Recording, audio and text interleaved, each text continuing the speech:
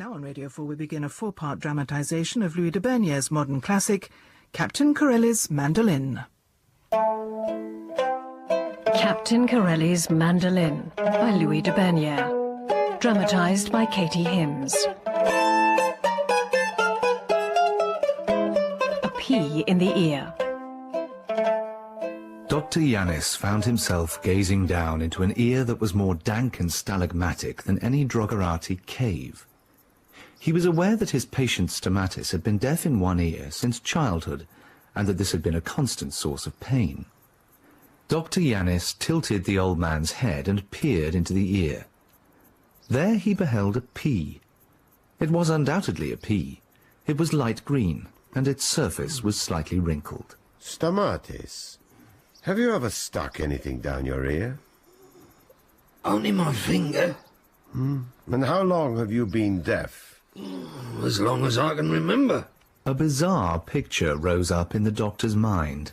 Stamatis as a toddler, with the same gnarled old face he had now, reaching up to the kitchen table and taking a dried pea from a wooden bowl. Do you have a fishing hook, about the right size for a mullet, with a long shank? And do you have a light hammer? What does that have to do with my ear? You have an auditory impediment. I can remove it with a fish hook and a hammer. Then the doctor paused to reflect that if the pea was very hard, there was a good chance that he would drive the pea even deeper into the ear and possibly even break the drum. Upon further thought, it would be better to fill your ear up with water and mollify the supererogatory occlusion.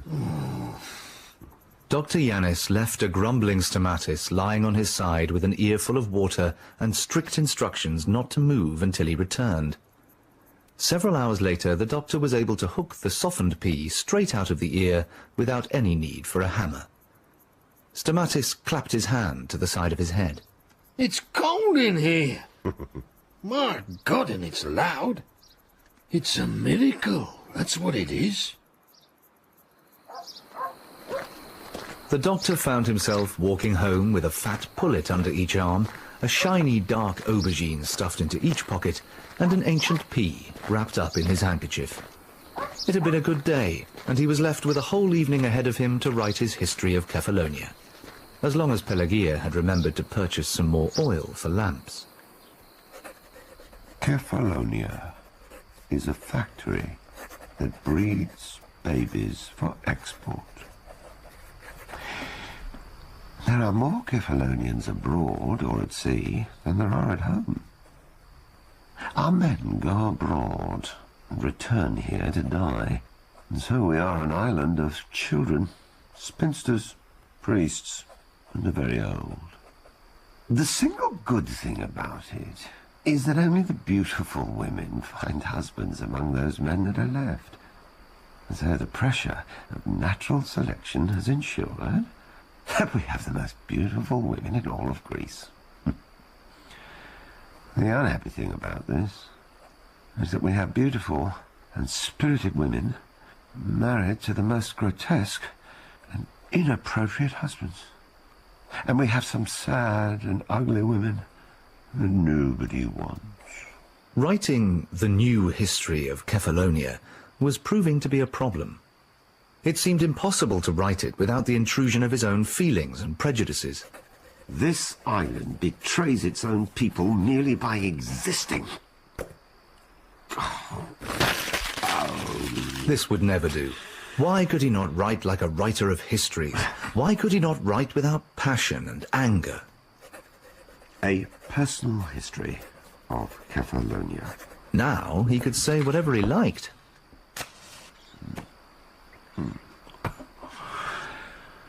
The half-forgotten island of Cephalonia rises improvidently and advisedly from the Ionian Sea. The doctor got up and went out into the yard to relieve himself into a patch of mint. He returned just in time to catch Pelagia's little goat eating his writings with evident satisfaction. Pelagia! Your accursed goat has eaten everything I've written tonight. How many times do I have to tell you not to let it indoors? Any more incidents like this, and it'll end up on the spit. Baba will be eating at about 10 o'clock. Did you hear what I said? No more goats in the house. You're as fond of him as I am. No, I am not. And you will not argue with me. In my day, no daughter argued with her father. Baba, it still is your day. You aren't dead yet, are you? What?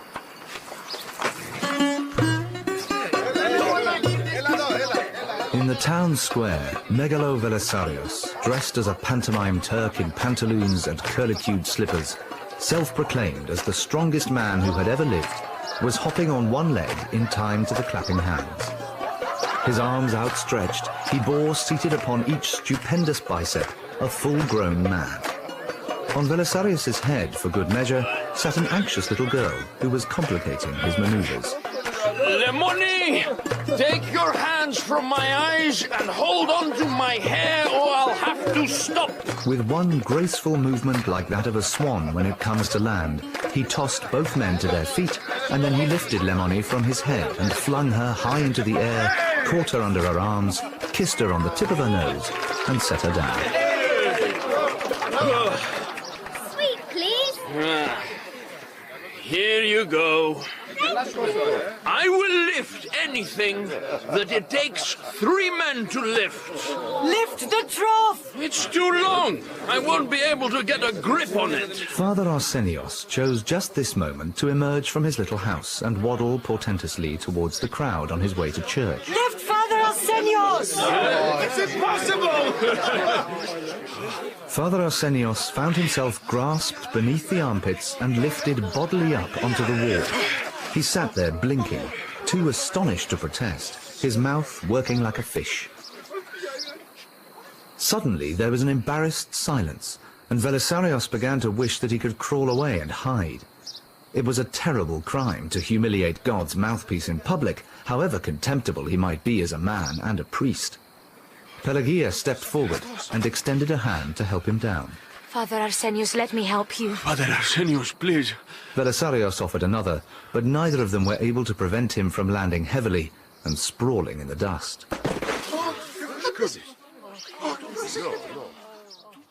Let me begin by saying that I, Carlo Piero Guercio, upon joining the Julia division of the Italian army, fell in love with a young married corporal who accepted me as his best friend, without ever suspecting what I felt. Although I had a mother, a father, brothers and sisters, it was in the army that I found my true family. We were all young together, and we never again felt so invincible and immortal. What spoiled it was that none of us had an easy conscience about this rebuilding of the Roman Empire. At first, there was no fighting to speak of, and we were blissfully oblivious to the notion that the Duce might order us to invade Greece. You shouldn't have done that, Belisarius. It was cruel and horrible. Think how he must be feeling. You must go to the church and apologize. The act is over, everyone. But we want to see the cannon! Yes, we want to see the cannon! All right, the cannon. What about apologizing to the priest? I'll go later, Pelagia. Good people of the village, to see the cannon, all you must do is give me your old rusty nails, your broken bolts, your shards of pots, and the stones of your streets. Find me these things, whilst I pack the gun with powder. Velisarius poured a generous amount of powder down into the magazine, tamped it ceremoniously in the full consciousness of the need for drama, and then allowed the little boys to scoop handfuls of the accumulated ammunition into the barrel. So, who do you want me to shoot? The Prime Minister! Useless donkey! A donkey? What do you think I am? With theatrical aplomb, the enormous man lit the fuse of the gun where it stood propped against the wall, picked it up as though it were as light as a carbine, and braced himself with one foot forward and the cannon cradled above the hip.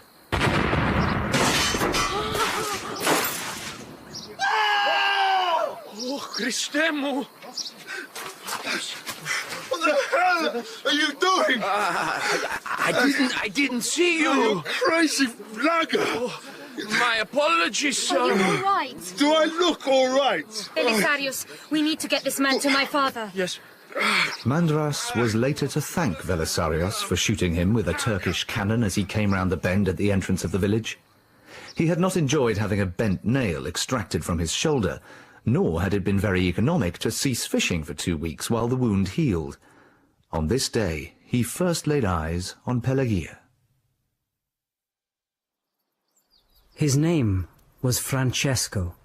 He came from Genoa and was an entirely beautiful boy. His skin was darker than mine, like that of a southerner, but he was slender and smooth-skinned. Everybody loved him. He never got promotion, and nor did he care.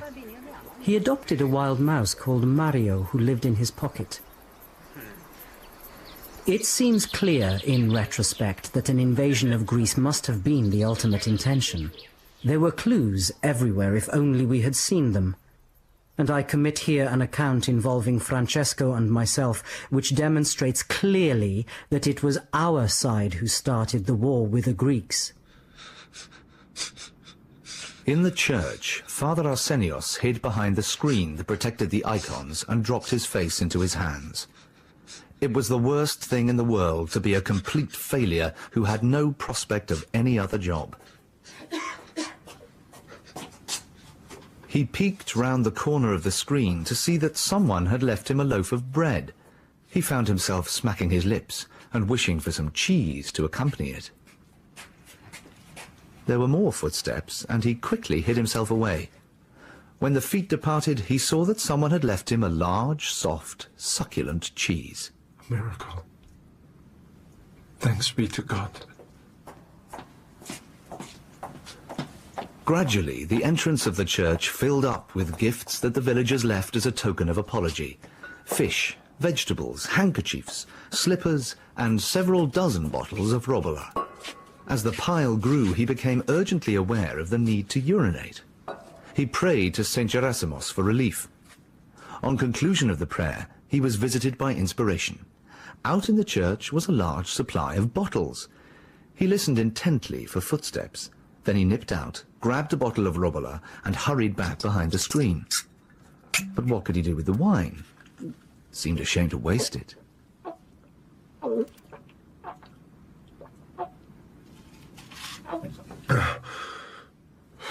Father Arsenios peeped through the hole to ensure that he would not be heard, and released a stream of urine into the bottle.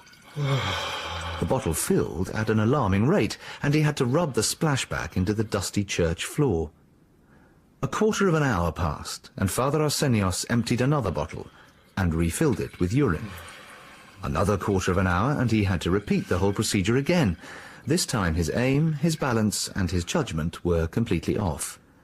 At this same moment, Belisarius came in, and the priest gave himself away.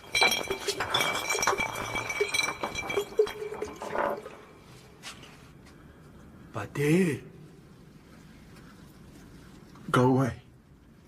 I have come to apologize. I'm trying to pray. But Pater, I want to kiss your hand. I can't come out. What do you mean? I don't feel well. Do you want me to fetch Dr. Yannis? No. Well, I apologize, Pater, for what I did. And to make amends, I've left you a bottle of wine. Pater? Pater? Belisarius stepped behind the screen and beheld the priest lying in a pool of urine and vomit. Pater? Pater, Pater, Pater. And so it was that Belisarius' penance for submitting the priest to the indignity of the morning was that he should be obliged to carry the colossal weight of him to the doctor's house. Inside the house, the doctor was forcing the priest to drink jar upon jar of water. I think I'm dying. Oh, believe me, Pater, you are not. Later, when everyone had left, the doctor complained to Pelagia. Surely a priest should set a better example than this. I don't remember any priest as bad as this, and we've had some bad ones, God knows. Pelagia? Yes, Babaka. Did you hear anything I just said? No, Babaka. What's the matter with you? But Pelagia was thinking about Mandras. Colonel Revolta was short, fat, bored, and the owner of several medals from the Abyssinian campaign that he did absolutely nothing to win. He greeted us with the Roman salute. At 0200 hours, tomorrow night, you two will go under cover of darkness to this point here, and he showed us a spot on the map, and Francesco said, "But this is Greek territory." Revolta said, I know, I am not stupid. There are no Greeks there, so they will not know. Now, there is a watchtower there, a wooden one, and it has been taken over by a band of brigands who have killed the guards and adopted their uniforms. They look like our soldiers, but they are not. It will be your task to take this tower. Later, Francesco said the whole thing seemed very fishy. When we got our supplies from the quartermaster, it looked even worse. Our special supplies consisted of British military uniforms and a Hotchkiss light machine gun that was popular with the Greeks. Supplies. Dr. Yanis! Dr. Yanis! Slow down, Koritsimu. Good morning. Please, I found a funny kind of cat. Lemony took the doctor to a patch of briar and scrub, fell to her knees and began to crawl on all fours through a tunnel that looked as if it had been forged by wild animals. There it is. It's the funny cat and it's still tired. It's not tired, Koritsimu, and it's not a cat. What is it then? It is a pine marten. And look, it's got caught on the wire. I think it would be best to kill it, because it's going to die anyway. No, you can't kill it. You've got to save it. It's got a barb through its stomach. But you can make it better. I brought you here to help it. All right. Let's see what we can do. Careful. Being as careful as I can. The doctor winced at the thought of the lethal bite that might leave him foaming at the mouth or lying in bed with his jaw locked. He decided he must be mad or stupid or both. He put the kitten in the pocket of his coat and then took Lemony home. He then proceeded to his own house, only to find that Mandras was in the yard, engaging Pelagia in animated conversation as she attempted to sweep up. Here again, Mandra. Oh, Kalimera, Yatre. I've been having some trouble with my shoulder. What kind of trouble? The wound is itching. Itching? That's right. Mandra, you know perfectly well that wounds always itch when they're in the process of healing. You also know perfectly well that I know perfectly well that you have only come here to flirt with Pelagia. Papa? Yatre, you misjudged me. Yesterday you brought us another fish and then flirted with Pelagia for 1 hour and 10 minutes. Well, you better get on with it, because I'm not wasting time on a perfectly healthy wound. I haven't had breakfast, and I've got a funny kind of a cat in my pocket. Dr. Yanis placed the expiring animal carefully on the table and contemplated it. Such a very small and fragile skull would be easy to crush. There'd be no suffering involved. But I can't give you back to Lemony with your skull crushed, can I? Perhaps I should break your neck. In the kitchen, the doctor went to fetch a bottle of alcohol, and then he bathed the wound carefully and put a single stitch in it. Easy. There we go. Yeah. Pelagia entered the kitchen, wondering whether her father had seen her kissing Mandras, and fully expecting some kind of explosion. So she was amazed when her father did not look up. Pelagia, did we get any mice in the traps today? What? We got 2, Babaka. Well, go and dig them out of wherever you threw them. And grind them up. Grind them up? Yeah, mince them. Oh, and bring me some straw. Go on. Off you go. Pelagia, did he see us? I don't think so. What did he say? He wants me to mince some mice and find him some straw. He's a funny fella. You can go and find the straw if you like. Well, thanks. I just love looking for straw. There might be a recompense. For a kiss, I would lick a pigsty. If you licked a pigsty, do you honestly think I would kiss you? The next day, Lemony called to see the doctor and was delighted to hear that the funny kind of cat would make a complete recovery. So, you need to decide on a name. Psipsina. We should call it Psipsina.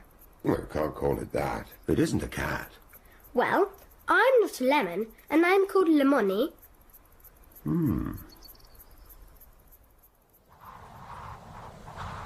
The order was to attack at 2 o'clock, but we had been freezing for hours and we could not see the point in any further delay. We decided to scout the watchtower. There were 10 men where we had expected only 3. There were 4 machine guns perched on the outer railings. Francesco was furious that 2 of us had been sent against 10 men. I wondered how brigands would get their hands on 4 brand new machine guns. Under the tower, we discovered a large heap of kindling and a drum of kerosene. The tower went up like a torch. Then we fired and fired until we had used a complete belt of ammunition. If there were screams, we could not hear them. We were only aware of the leaping gun, the clenching of our own teeth, and the horrible madness of desperate action. Afterwards, Francesco found the body of Captain Ruata of the Bersaglieri. It was Francesco, too, who found the orders that instructed the captain to take 9 men to the tower in anticipation of an attack by the Greek army, which intelligence expected at 0200 hours. It was Francesco who said, "The Greeks wear the same uniform as the British, don't they? These uniforms, Carlo. We are the Greeks and we are supposed to be dead." This was when we knew for certain that the Italian authorities wanted a war with Greece. We received medals for what we had done and were ordered not to wear them. We had been tricked into becoming accomplices to murder. The war had yet to have any impact on the island of Cephalonia. Today was the feast of St. Gerasimos. On this day, the mad people from the asylum all hoped that a miracle would cure them, because every year, without fail, St. Gerasimos would cure at least one person from insanity, and afterwards, everyone on the island would get blind drunk. Mandras had started drinking early, and as soon as he saw Pelagia, he fell to his knees. Pelagia, will you marry me? Marry me or I'll die! Of course I'll marry you. Yes! She said yes! Carissimo! I love you with all my heart, but we can't get married until I come back from the army. Mandramu, you should go and speak to my father. I'll go now. Pelagia wandered amongst the revelers, trying to digest this contradictory miracle. She felt troubled by the curious way in which she did not feel as happy as she ought. Meanwhile, Mandras failed to find the doctor before drink overcame him completely. Mandras put in no appearance for 2 days after the Feast of the Saint, leaving Pelagia to ferment in an agony of agitation. Well, I expect he hasn't come because he's feeling as sick as everyone else. Do you think that is really it? Well, what else would it be? Babaka, he's asked me to marry him, and I told him he'd have to ask you. Well, I don't want to marry him. It'd be much better if he married you, I think. Very funny. We used to have some Arabs on one of my ships. They always said, Inshallah, after every sentence. I'll do it tomorrow, Inshallah. Could be very annoying, because they seem to expect God to do things when they couldn't be bothered themselves. But there is some wisdom in it. He will marry Mandras if that is what Providence decrees. Don't you approve of him, Babaka? He's too young, Pelagia. Everyone is too young when they marry. I was. Also, I have not done you a favor. You read the poetry of Cavafy. I have taught you to speak Italian. He isn't your equal, and he would expect to be better than his wife. He is a man, after all. The doctor stood up and went inside. When he re-emerged, Pelagia was horrified to see that he held a gun. There's going to be a war, and terrible things happen in wars. I want you to use this to defend yourself. Koritsimu, it might happen that your marriage will have to wait.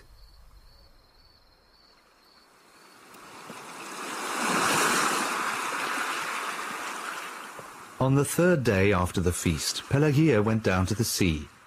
She sat on a rock and thought about war and felt her heart grow heavy. Out of the corner of her eye, she saw a body diving about in the waves like a human dolphin.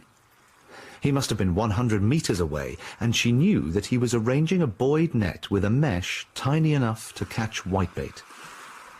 She watched the brown fisherman with a pleasure that was entirely aesthetic, until she realized with a small shock that he was naked.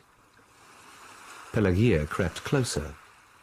She watched as the net was curled about the shoal, and as he stood glistening on the beach like a beautiful male sea nymph.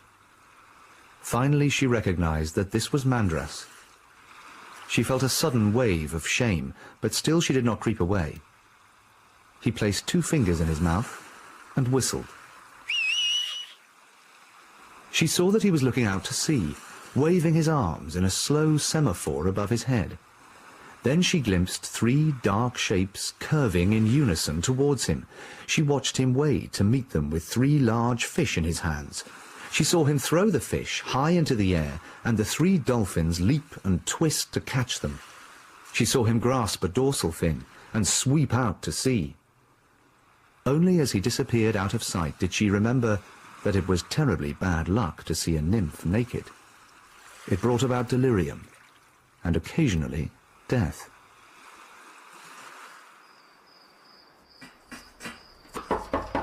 Pelagia! Pelagia!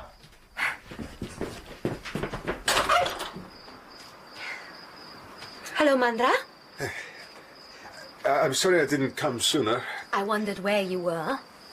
It's just that I was so ill the day after the feast. It was the wine. And yesterday I had to go into Argostoli to get my call-up papers. Oh. And I've got to go to the mainland tomorrow. Tomorrow? That's so soon. But I've spoken to your father at the Gafenion, and he's given his consent. Mandra! And I've brought you some fish. Look, some whitebait.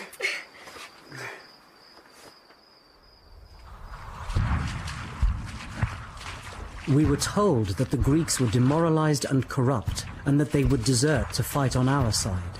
We were told that the war would be over in seconds. We were sent off to die with no transport, no equipment, no tanks worthy of the name, an air force that was mainly in Belgium, insufficient troops and no officers above the rank of colonel. Our lines of communication and supply became inoperable before a shot had even been fired. My rifle began to rust. I was supplied with the wrong ammunition. We heard that we would get no air defense, but still, we were convinced that we would have an easy victory. We thought the Greeks were not opposing us because their forces were weak and cowardly, and it elated us in spite of everything. It did not occur to us that they had gone into an elastic defense in order to concentrate their force. We battled through the rain and the mud, whilst above us the Greeks waited patiently on the titanic Mount Smolikas. Dearest Mandras, did you get the socks that I made for you, and the fisherman's sweater, and the scarf? I hope you got the coffee, and the jar of honey, and the smoked meat. I shudder to think how cold it must be in the mountains of Epirus, how you must miss your boat, and your dolphins. Did you realize that I knew about your dolphins? Everything here is much the same, except that we are beginning to go short of things. Yesterday, I couldn't get oil for the lamps, and last week there was no flour to make bread. We reached the river Sarandopoulos and found that all the bridges had been blown up and that we had no bridge-building equipment and no engineers. Francesco saved my life by coming after me when I was swept away during an attempt to get a gun across. It was the first time he'd held me in his arms. Dear Mandras, I have heard nothing from you for such a long time. You have not written since that sad day I saw you off in Sami. I have written to you every day, and I am beginning to suppose that you never got my letters, or that your replies do not reach me on account of the war, and I have nightmares that you were dead. Please, please write back to me so that I can breathe again. November the 1st, 1940. A sniper shot our corporal. Almost immediately afterwards, mortar bombs fell amongst us. We realized that there was no way to get the wounded back behind the lines. Francesco put his hand on my shoulder and said, "Carlo, shoot me if I'm wounded." The Greeks had maneuvered us into positions where we could be surrounded and cut off, and yet we very rarely saw them. We ate nothing but dry biscuits. Our horses began to die, and we began to eat them. Everybody here has been moved by the spirit of the war. My father offered to go to the front, but they turned him down when they found that he had learned everything on ships and has no qualifications. We grew immense beards. We were buried in storms of sleet. Our bloodshot eyes sank deep into our heads. Our hands were torn as though by cats. Francesco looked the same as me, and I, Carlo Guercio, looked the same as everyone else. Only bigger. Mandras, I've begun to crochet a big cover for our marriage bed. But then I had to unpick quite a lot because it went wrong and began to look like a dead animal.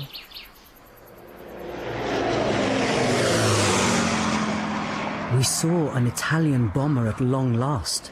We waved to it, and it dropped a bomb that narrowly missed us, but killed 3 of our mules.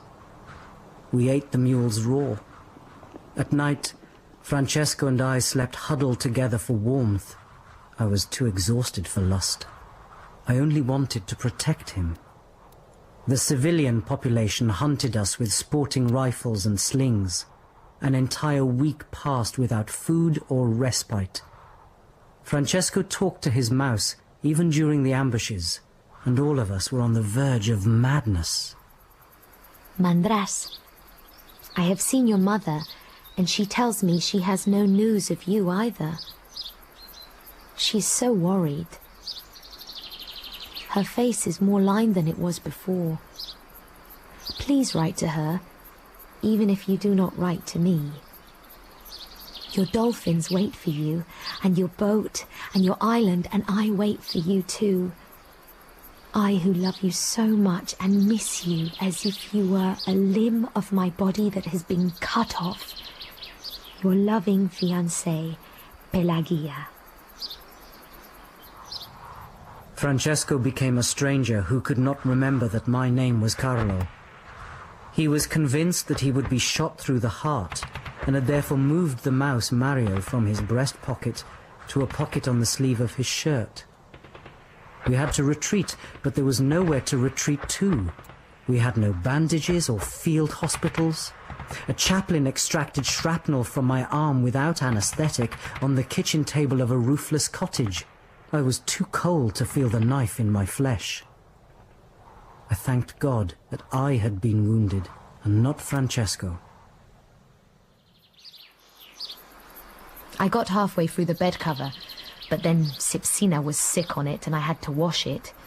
It didn't shrink, thanks be to God, but when I laid it out to dry, the goat ate 3 mouthfuls from the middle. I am beginning to think that fate wants me to make something else. The threads of my uniform rotted and fell apart. The cloth hardened like cardboard. It garnered the cold like a refrigerator. I shot a goat and clothed myself in its skin. Koritsa was abandoned to the enemy, and we now had less territory than we had possessed when we started. The snow fell relentlessly, and we discovered that we could warm our heads by cutting out the brains of dying mules and putting them in our helmets. My boots fell apart and I itched and squirmed with lice. Waking up in the morning, 10 degrees below zero, the first question, who has frozen to death? Francesco has stopped talking to me altogether. He talks only to his mouse. Mandras, you really must write to your mother. She is so anxious. I'm not criticizing. I just think perhaps you need reminding. I, Carlo Piero Guercio, am almost ready to surrender. These are the days of the White Death. We do not hate the Greeks, but we do hate the White Death. Above the boots the legs swell, and below the boots the foot falls asleep. The legs turn lurid colors, shades of lilac, ebony and black. Because I am a very big man, I spend days carrying our afflicted boys back behind the lines. We have been reduced to 1,000 men, with 15 machine guns and 5 mortars. We have lost 4,000 men. Francesco is undoubtedly mad. His mouth works continually, his eyes roll in his head, and he does not recognize me. All my love turns to pity. Mandras, this is my 100th letter to you, and still we have heard nothing. Babaka says that no news is good news, and so I don't know whether to feel sad or reassured. I thank God that your name has never appeared in the list of the dead that is posted in Argustoli. As day succeeded day, it became clear that Mandras would never actually write back. The doctor diagnosed the evident symptoms of depression in his daughter and broke the habit of a lifetime. He made Pelagia accompany him on his medical visits. He also sent her on improbable errands to places that were unfeasibly distant in order to ensure that she was tired enough to sleep properly at night. He perceived that Pelagia considered it both logical and dutiful that she should be sad, passive and remote. So he made a point not only of making her laugh, but also provoking her to fits of rage, often by small acts of sabotage. Babaka? Yes? Where is the olive oil? The olive oil? What have you done with it? I haven't done anything with it. Well, it's not where it always is, so you must have. What am I supposed to cook with today? Oh. And where are my spoons? Oh, I don't know anything about spoons. You've moved all my spoons from the drawer. Now, why would I do that? I don't know. Maybe because you're crazy. Curiously, the doctor felt a sense of shock when his treatment began to work. Her normal, cheerful equanimity seemed to be restored, and he wondered if she had given up her passion for Mandras altogether. On the one hand, he would have been glad of this, since he did not truly believe that Mandras would make a good husband. Then the awful possibility occurred to him that Pelagia might finish up marrying a man she no longer loved, purely out of a sense of obligation. The doctor found himself guiltily hoping that Mandras would not survive the war, and this led him to the uncomfortable suspicion that he was not as good a man as he always deluded himself into believing. Francesco's mother was a small grey woman with a mole on one cheek. She wore black, and all the time I talked to her, she twisted a duster in her hands. When did he die, Signor? Was it a good day? He died on a fine day, Signora, with the sun shining and the birds singing. In truth, he died on a day when the snow was melting, on a day when 1,000 broken corpses, knapsacks, rusted rifles, water bottles, illegible, unfinished letters drenched in blood, suddenly emerged from the cover of winter. Did he die happy, Signor? He died with a smile on his lips. And he told me that he was proud to have done his duty. You should be pleased to have had such a son, Signora. In truth, Francesco limped up to me in the trench with a wild expression in his eyes. He spoke to me for the first time in weeks. He rolled up his trousers and I saw the purple ulcers of white death. He clasped me in his arms and kissed me on both cheeks. He took his mouse, Mario, from his pocket and gave it to me. Then he took his rifle and clambered over the trench. He advanced slowly on the enemy position, stopping to fire at every 5 paces. The Greeks perceived his heroism and did not return fire. They preferred to capture courageous men than shoot them. A mortar shell fell next to him, and he disappeared beneath a shower of yellow clay. He died quickly, didn't he, Signor? He was not in any pain. He died very quickly, of a bullet through the heart. He can have felt nothing. In truth, when I reached Francesco, I saw that the side of his head had been blown away. He was still alive. I picked him up and stood to face the Greeks. There was a silence, and then a cheer came from their lines, and one of them shouted out, "Bravissimo!" I carried Francesco back to my lines. He was so emaciated from the winter, he was as light as a sparrow. It took him 2 hours to die. I told him that I had always loved him, and he told me that he knew. He asked me for Mario, and I placed the mouse in his hand. He did not ask me to shoot him. Perhaps at the very end he loved his vanishing life. In the moment of his death, he clenched his fists so tightly that the mouse died with him. When Francesco was dead, I held his broken head and kissed him on the lips. Signor, where is he buried? He's buried on the side of a mountain that in spring is covered in tulips and receives the first light of the sun. He was buried with full military honours, and shots were fired over his grave by his comrades. In truth, I buried him myself. I dug a deep hole that instantly filled with water. I loaded him with stones so that his corpse would not rise to the surface. Signor, as long as he did not die for nothing.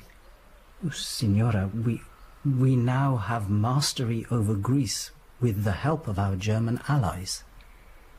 We lost the war and were saved only when the Germans invaded Bulgaria and opened a second front that the Greeks had no resources to defend. The valiant Greeks fell before 1,100 German panzers, which they faced with less than 200 light tanks. Our glorious Italian advance consisted merely in following them as they retreated in a vain attempt to avoid the German encirclement. I took no part in that charade, because the day after I buried Francesco, I took a pistol and shot myself through the thigh.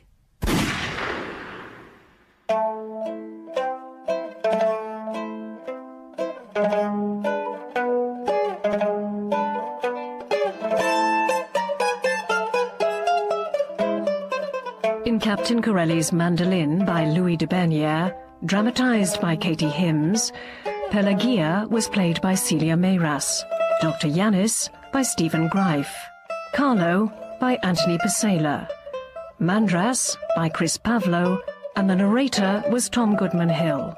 Velisarios was played by Alexi K. Campbell, Father Arsenios by Alex Zorbas, Limoni by Anya Gordon, Francesco's mother by Liza Sadavi, and Stamatis by Sean Baker. Original mandolin music was composed and played by Alison Stevens. The director was David Hunter.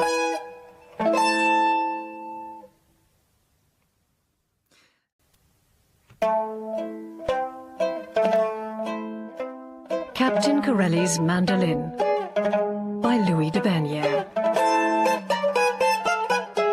Dramatized by Katie Hims. Invasion of the Italians. Pelagia returned from the well with a jar upon her shoulder and set it down in the yard. She was feeling strong and whole and had been enjoying having the house to herself. When she entered the kitchen, she was seized with consternation. There was a stranger seated at the kitchen table, a most horrible and wild stranger who looked worse than the brigands of childhood tales. The man was quite motionless, except for the rhythmic fluttering and trembling of his hands. His head was utterly concealed beneath a cascade of matted hair that seemed to have no form or colour. His face was covered in an enormous and disorderly beard. In place of shoes, his feet were bound with bandages that were caked with old congealed blood. He smelt inconceivably foul. It was the reek of rotting flesh, of suppurating wounds, of perspiration, urine, and fear. My father's out. He should be back tomorrow. You're happy anyway. Singing. Yes. Ice. Sorry? I said ice. Sorry, I don't understand what you mean. I'm talking about the obscenity of ice. If you come back tomorrow... I'll never be warm again. I don't think I can help. Tomorrow, my father will be here. This snow is whipped away by the wind, and the ice is in ridges sharper than knives. And when you fall, you're cut. Look at my hands. And the ice, it screams, it shrieks, and voices call to you out of it. And you look into it and you see people. They beckon and wave and they mock, and you shoot into the ice, but they don't shut up. You really can't stay here. I'm sorry, but that's the way it is. I saw my father who died, and he was stuck in the ice, and his eyes were staring at me, and his mouth was open, and I hacked with my bayonet to get him out. And when I got him out, it was someone else. The pine marten Psipsina entered the room, sniffed the air, and ran across the floor. She approached the Neolithic man and burrowed in the remains of a pocket and emerged triumphant with a small cube of cheese. At least Psipsina remembers me. Mandra? Don't touch me, Pelagia. I've got lice and I stink, and I didn't know what to do with myself, so I came here. Do you have any coffee? I can't believe it. Believe it. Mandra. Do you have any coffee? You never wrote to me. That's because I can't write. You can't write? Exactly. Not at all? Not a word. I didn't know that. Couldn't someone else have written for you? I couldn't dictate to a comrade. I couldn't do that. I thought you were dead, Mandra. I thought you didn't love me anymore. I got your letters. I couldn't read them, but I got them. I kept them where they would keep me warm. Yeah. And one day I hoped that you would read them out loud to me. Read them to me now. Later, Mandra. Not now. All the time, I kept going because of you. I was brave because of you. I even prayed to you. I had you before my eyes like a cross at Easter, like an icon. And I fought for you more than I fought for Greece. And the bombs, the shells, the ice, the night attacks, the bodies, the friends I lost. And when the Germans came, I got through the lines and all I could think of was Pelagia. I've got to get home to Pelagia. And now only this animal recognizes me. Mandras's mother, Drusilla, was as ugly as the mythical wife of Antiphates, and yet she had married a fine man, borne a child, and become widely loved. During Mandras's absence, Pelagia had found her way down to Kyria Drusilla's house almost every day. They had cried and hugged each other, repeating that Mandras must be all right, because they would have heard if he wasn't.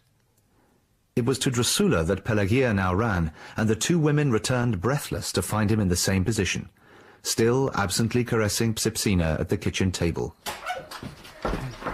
It is him. I told you he was in an awful state. Christo. Mantra. Mother. Let's go. What are you doing? Come on, Mandra. Where are we going? I'm sorry, but I'm not having my son sitting in a respectable house in that state. It's just too much shame. Out in the courtyard, Drusilla inspected Mandras's hair and teeth and ears. You see, Pelagia, what a state these men get into when there are no women to look after them. It's disgraceful, and there's no excuse for it. No, there isn't. I don't care if he's been to war. Go and put a big pot to boil, because I'm going to wash him from head to foot. But first of all, I'm going to get rid of this awful mop. Oh, the scratches on his head are inflamed, and the glands on his neck are enlarged. I'll fetch some oil of sassafras. When she returned to the courtyard, Mandras's head was entirely shorn. My head is cold. Oof. What can we do about that? You paint this on the scalp and the skin quite thick, and it even kills ringworm if he's got that too. Ooh, it stinks. Yes. Here goes. It stings! Yes, it stings and it stinks. You are a lucky man.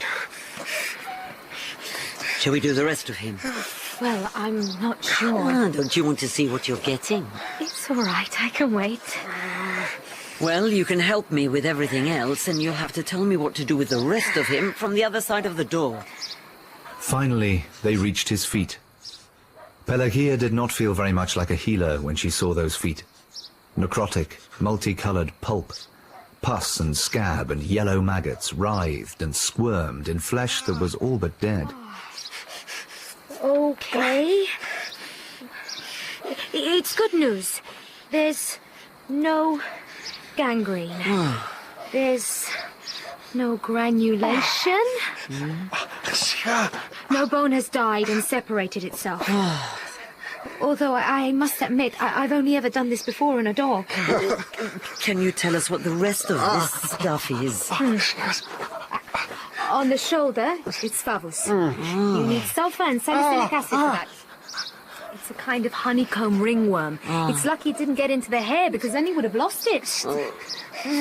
And these red punctures are body lice. We've got to burn all his clothes and shave him all over to get the eggs off his hairs. And we cover him with eucalyptus oil and paraffin emulsion. He's not much of a bargain, is he? You fall in love with the person, not the body. Romantic claptrap. Hold him still. Love enters by the eyes and also leaves by the eyes. And in case you're wondering why my husband fell for me, ugly as I am, it was because he had strange tastes. Thank God. Otherwise, I would still be a maid. When Dr. Yanis returned the following morning, he found a corpse-like man asleep in his daughter's bed, and Pelagia and Drusilla asleep in his own. The house stank of garlic, soap, ammonia, iodine, sulphur, sick flesh, vinegar, burned hair. In short, it smelled of a busy medical practice. Baba, what do you think? If I could cook, I would exchange jobs with you. In fact, I might retire. Well done, Koritzibu. I have never been so prodigiously proud. Physically, Mandras was on the road to recovery, but over the following weeks, his mental state devolved to something more unmanageable than infancy. I've diagnosed his behavior at different times as anergic stupor, melancholic, resistive, and catatonic stupor. The odd way in which it's been all of these at one time or another indicates to me that in actual fact it's never been any of them. So what's wrong with him then?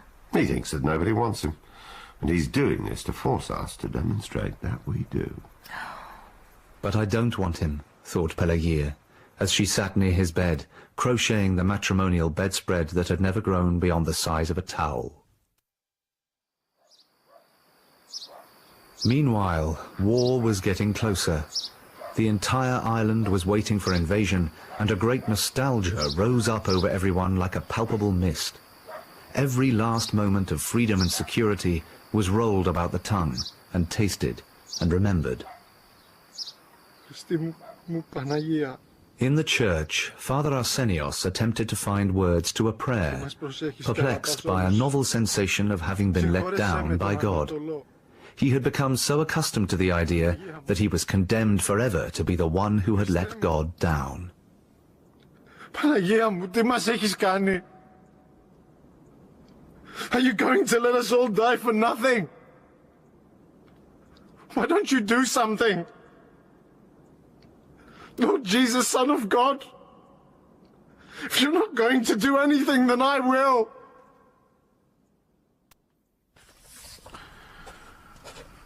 It is our custom to compare the many nations that have usurped this island to the Turks. Thus, the Romans and the Normans were worse than the Turks. The Catholics were even worse. The Turks themselves were probably not as bad as we imagine. And so, paradoxically, they were not as bad as themselves. The Russians were infinitely better, and the French were marginally better. The British were worse than the Turks for some of the time, and the best of all of them for the rest. With the British you can be sure of nothing, except that they will treat you despicably, and then make up for it 100-fold. It is with a heavy heart that I record here the fact that they have abandoned us to our fate because they have judged that the war will not be decided in Greece. I wait despondently in the knowledge that Corfu has fallen and that this may be the last thing I ever write. The imminence of invasion convinces me that life can be a sad and weary thing, and that death might conceivably be a time when I will rest once more with my wife in whatever place she might have gone. I have been both happy and fortunate. Happy in my marriage and fortunate in my daughter. Let it not have been for nothing.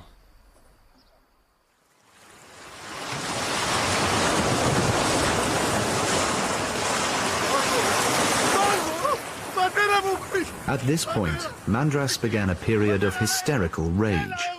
It began with shouting, proceeded to a bizarre episode in which he attempted to amputate his leg with a spoon, and continued to a stage in which he lashed out at Pelagia and Drusilla, and concluded on April the 30th with a terrifying lucid wrath in which he appeared to have recovered his sanity completely and insisted that Pelagia should read to him her letters. Agapeton, Agapeton, I love you and miss you and worry for you. I can't wait for you to come back. I want to take your dear face in my hands and kiss you until my spirit flies with the angels. Don't stop. Why are you stopping? I want to take you in my arms and love you so that time stops and the stars fall. Inside, Pelagia cringed in the same way she did when she was reminded of something winsome that she had done or said as a child. It was with relief that she reached the later letters. Her voice lightened, and she began to relax. Mandra, I have seen your mother, and she tells me she has no news of you either. I don't want that. I don't want those bits. I don't want to hear how upset everyone is that I don't write. I want the other bits. Pelagia continued to read the letters, omitting the parts in which she named the variety and quality of her affection. The letters, they're getting too short. You think I don't know what this means? Look at this. 4 lines, that's all. Read it. You never write to me, and at first I was sad. and worried. And now I realize you cannot care. And this has caused me to lose my affection also. I want you to know that I have decided to release you from your promises. I am sorry. But Pelagia did not read these exact words. My darling, please come back to me soon. I miss you so much and long for you more than you can imagine. Keep safe from the bullets and... And what? And I don't know how much to tell you I love you.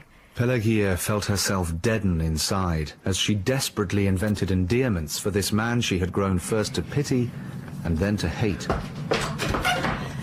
The Italians are here, they're here! It's the invasion! I need to be with my father! Go, Gorizio, go!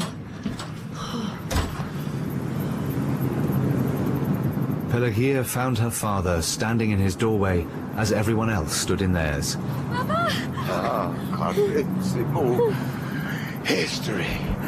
All this time I've been writing history, and now history is happening before my very eyes. Oh, oh,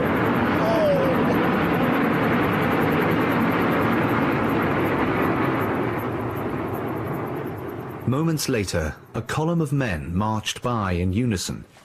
At their head was Captain Antonio Corelli of the 33rd Regiment of Artillery, and slung across his back was a case containing the mandolin that he named Antonia, because it was the other half of himself. Bella Bambina! At 9 o'clock!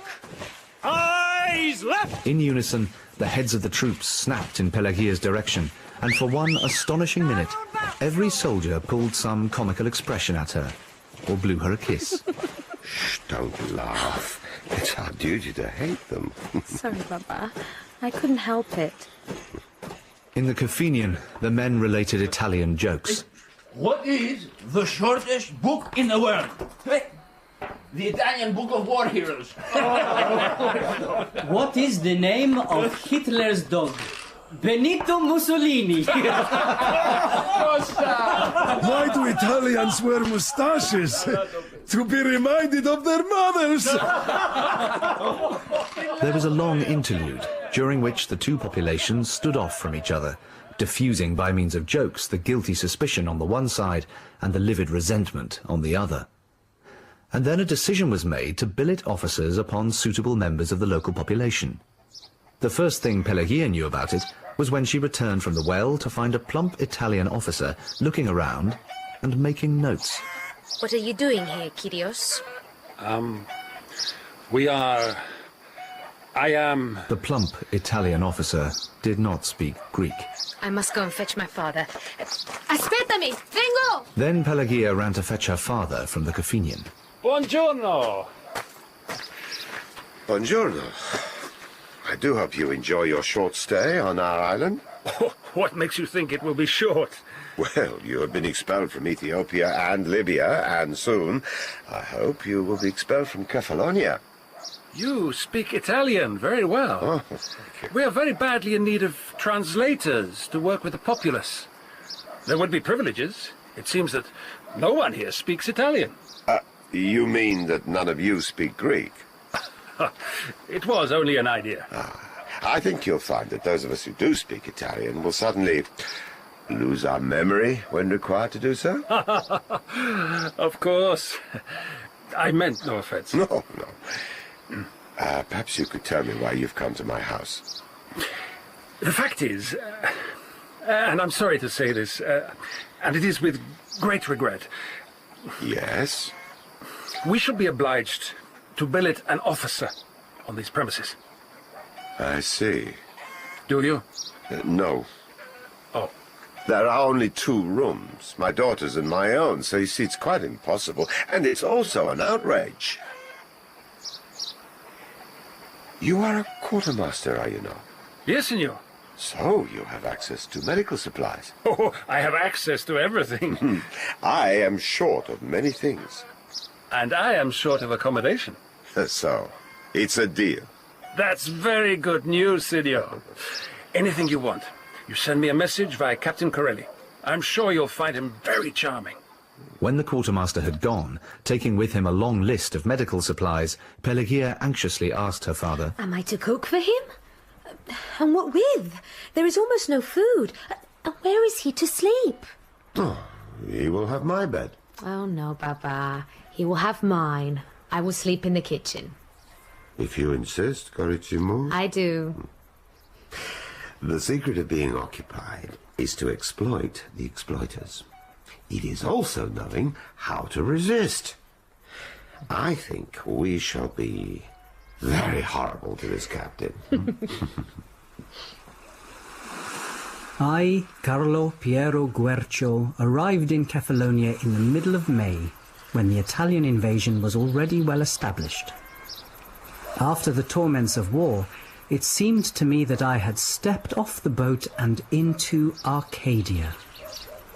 The impression of peace was so overwhelming, it left me feeling tearful, grateful, and incredulous. I first came across Captain Corelli in the latrines of the encampment. His battery had a little opera club known as La Scala that would meet at the same time every morning.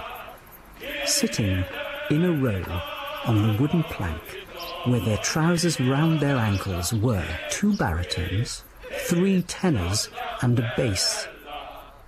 When the captain heard me singing, he realized I was another baritone, and I was immediately volunteered to join the opera society.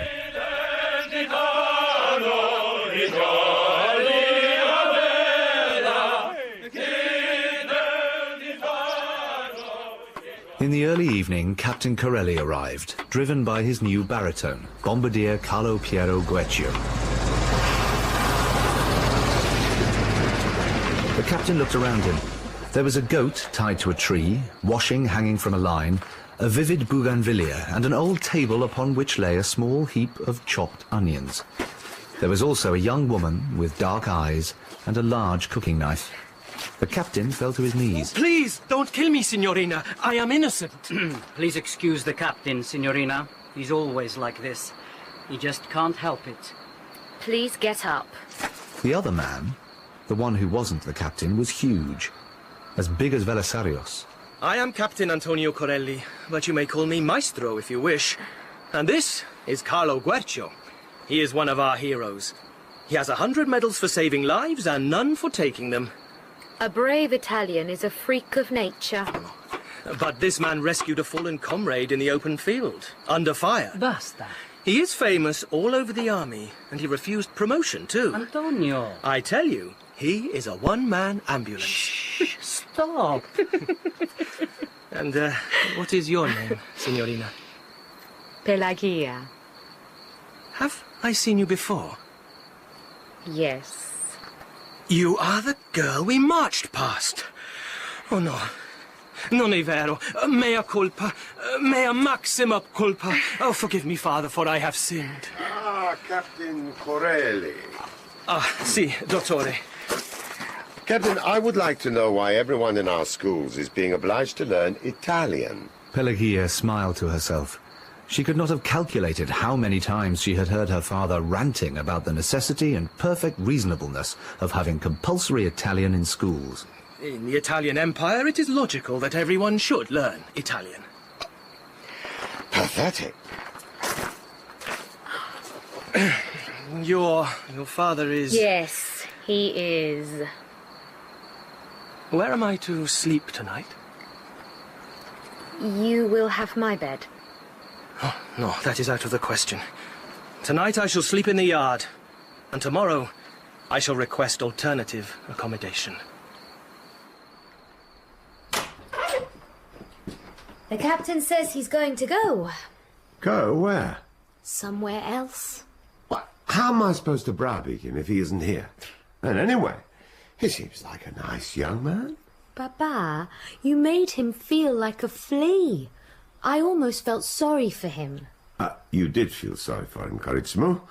I saw it in your face. Young man, you are staying here whether you like it or not. Otherwise, it's quite possible that the quartermaster will give us someone even worse than you. But in your daughter's room, Dottore, it wouldn't be right. She'll be comfortable in the kitchen, Captain. I don't care how bad you feel about it. That is not my problem. I am not the aggressor. Do you understand me? Si, senor. Good. That night, as Pelagia was drifting off to sleep, she heard a muffled cry. And shortly afterwards, the captain appeared in the kitchen, a towel wrapped around his waist. Forgive me, but there appears to be an enormous weasel on my bed. That's not a weasel. That's Sipsina. She's our pet. She always sleeps on my bed. What is she exactly? Haven't you heard of Greek cats? The captain looked at her suspiciously, shrugged his shoulders and returned to his room. He tried a tentative stroke of the pine marten's head. Sipsina sniffed at the captain, surmised that she did not recognize him, and bit his finger.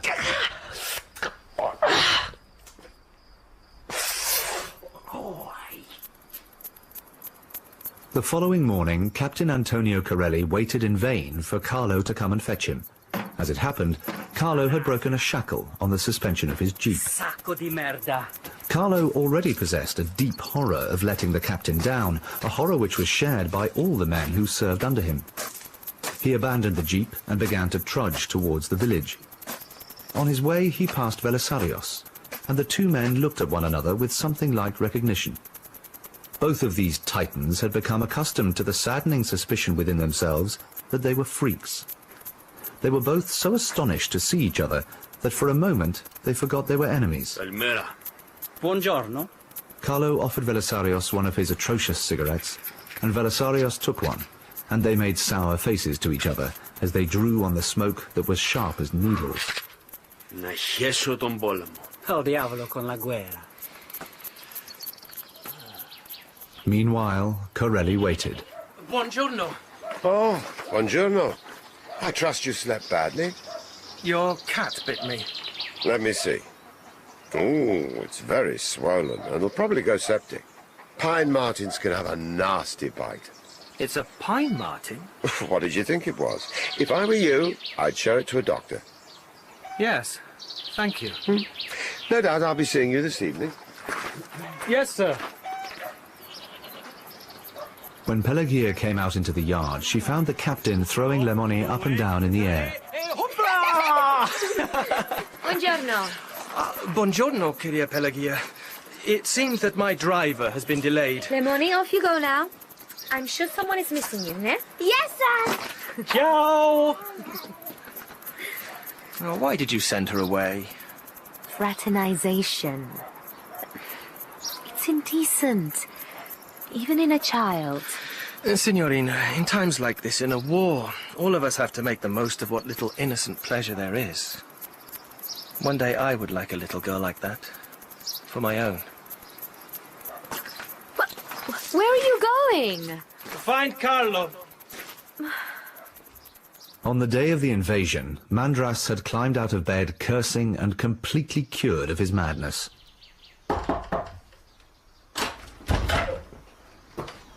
Hello, is your father in? No. I've still got some bad skin on my arm. Let me look at it.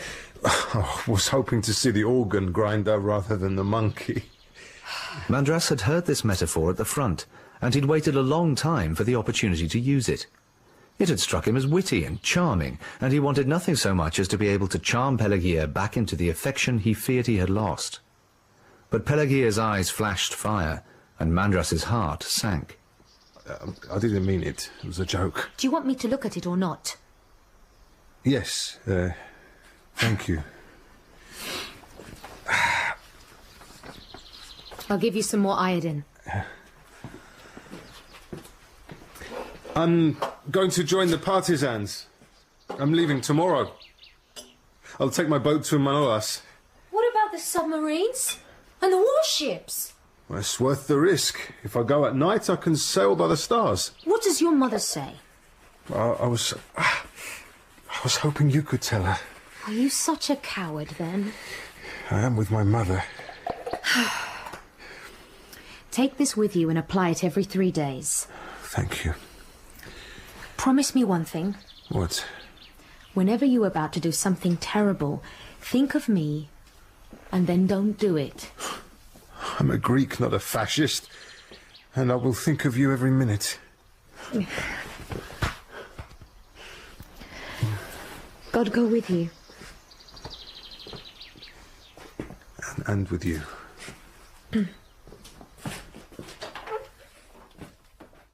When the captain awoke the next morning, the doctor had already left for the Cephalonia, but Pelagia was still sleeping on the kitchen floor. He would have liked to brew himself a cup of coffee, but didn't want to disturb or embarrass her.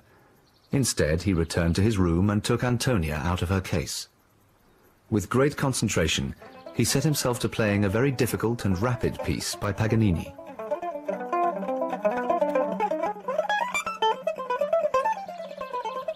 Pelagia lay awake, wondering if she was still asleep. There was a most beautiful noise coming from somewhere in the house. A shaft of sunlight was breaking through the window, and she realized she had overslept.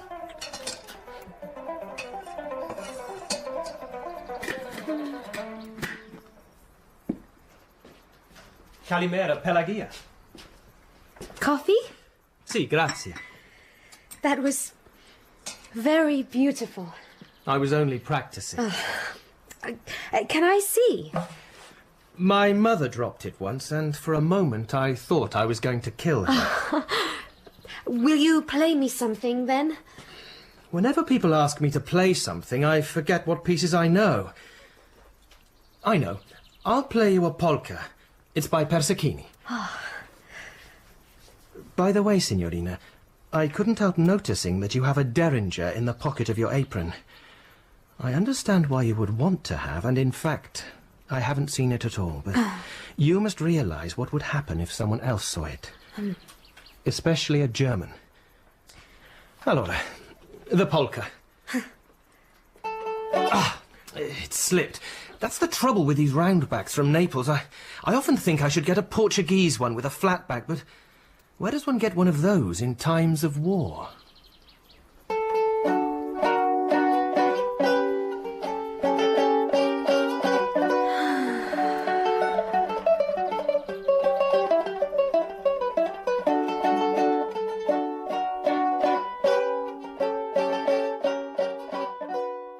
Mandras hated the mountains of Rumeli. There were mountains at home, of course, but they were ringed by the open sea. These mountains abolished and enclosed him like the embrace of an enormous, ugly and effusive aunt. His intention was to join the first Andartes he came across. By chance he came across Hector, commander to the local branch of Hellas, which was a thinly disguised communist organization that showed no real interest in fighting the Italians and assisting in the war. Hector was astute enough to see that Mandras was a lost soul, a little embittered without knowing why, young enough to be impressed, and lonely and sad enough to be befriended. Hurry up! Sorry! Don't lag behind. Where are we going? We're going to see what you're made of. Will there be anything to eat? Later. Now stop asking stupid questions. Hector led Mandras to a tiny village which seemed to consist of nothing but rangy dogs and sagging houses. There was one house guarded by an Andarte. Bring out the traitor! Συγγνώμη, δεν το ήθελα. Beat him. What? If you want to be with us, you've got to learn to administer justice. This man has been found guilty. Now beat him. Harder. Harder! What are you, a woman?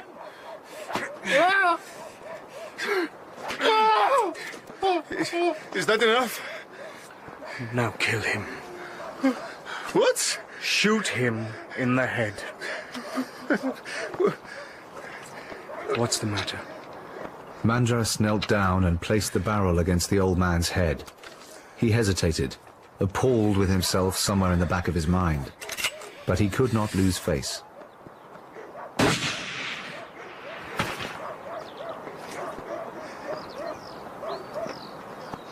What was it the old man did? He was a dirty old thief. What did he steal? A bottle of whiskey?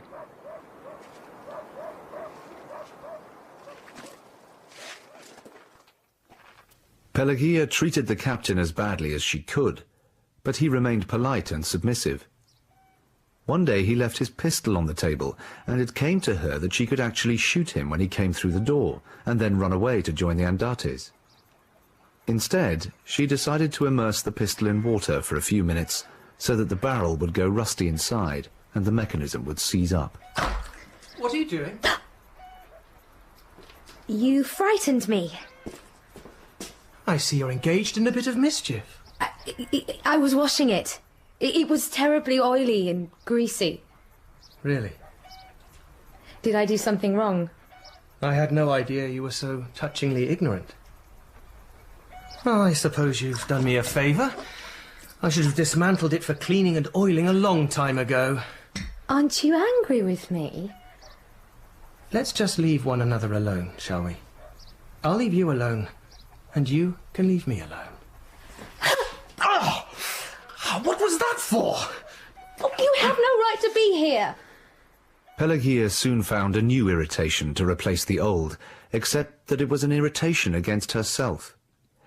It seemed that she could not help looking at him, and he was always catching her. There was something about him sitting at the table as he waded through mountains of military paperwork. Every time she looked up, his eyes would flick to hers.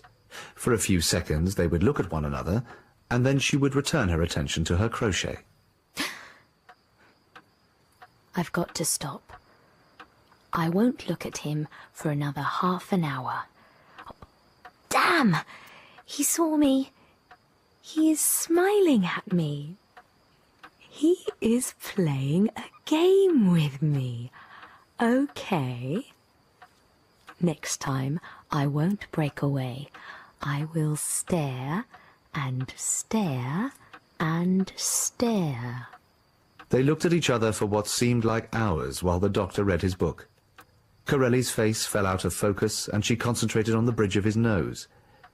He did not look away, and just as giddiness was beginning to confound her, he set himself to pulling faces. I won! Ho vinto io! Sono il campione! What? What have you won? I am the one! You cheated! I am the one! Baba, he cheated! It's not fair! You cheated! Whatever next? The doctor knew full well what was next, and was already working out in advance how best to deal with it. One day it happened that Captain Corelli did not go into work, because an earthquake was vibrating in his head. Oh, no, voglio morire. I want to die. I just want to die. You've got to drink all this water. It's the only cure. I haven't got a hangover. I'm very ill, in fact. Drink.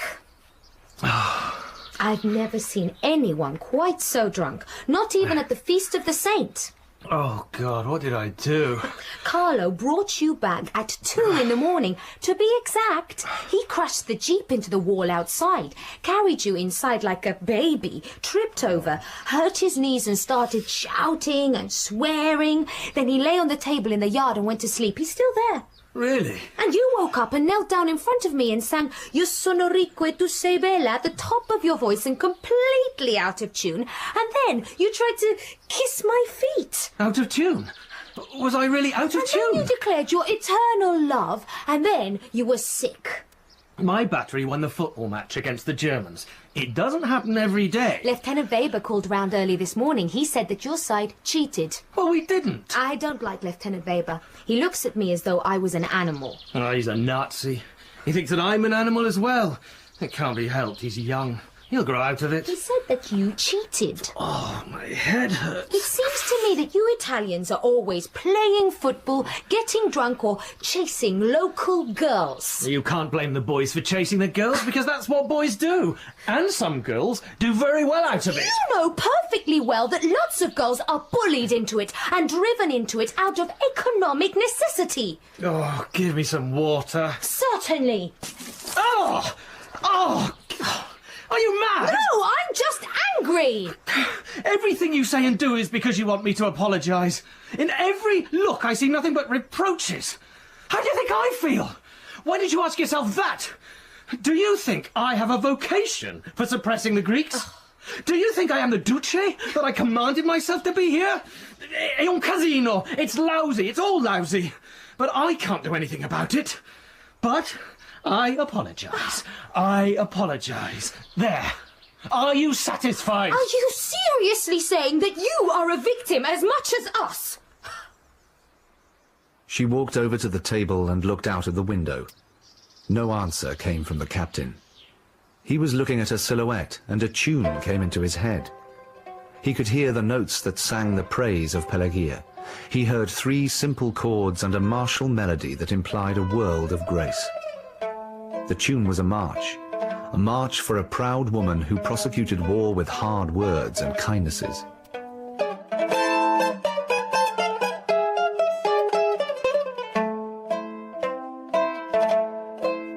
A few days later, they passed each other at the door, she going out and he returning from work. Unself-consciously, she put one hand up to his left cheek and, in passing, kissed him on the other. It was not until she reached the entrance to the yard that she realized what she had done. Kyria Pelagia! I thought you were my father. I always kiss him like that when he comes in. Laura, we are both old and small. If you go on about this, I shall never speak to you again. Oh, no. Have mercy, Kyria. Shoot me, flog me, but don't say you'll never speak to me. Oh, please, get up. It was a mistake. A significant mistake. An insignificant mistake. Please, can we step inside the house a moment? Why? Just for a moment.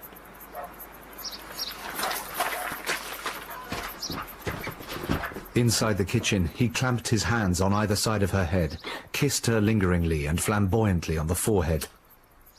Mi scusi. I thought you were the doctor. Don't make anything of it. Then he sprinted across the yard and down the street, and she stared after him in amazement.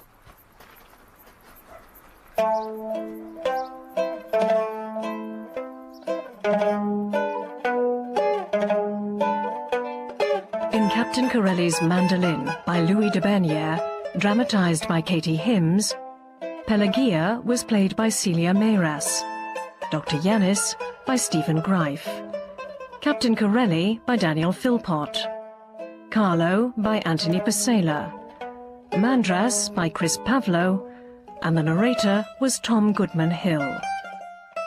Drusilla was played by Anna Sava, Belisarios by Alexi K. Campbell, Father Arsenios by Alex Zorbas, Lemony by Anya Gordon, Hector by Nitin Ganatra, and the Italian officer by Simon Shreves. Original mandolin music was composed and played by Alison Stevens, and the songs of La Scala were sung by the BBC Singers. The director was David Hunter.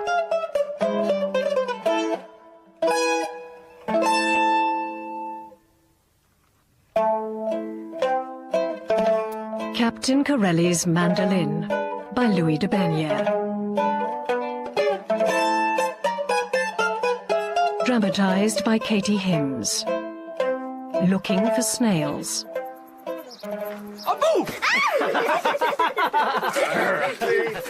Excuse me, children. Kalispera, Iatre. Lemony, do you remember when you found Psipsina and you made me come and rescue her? Yes?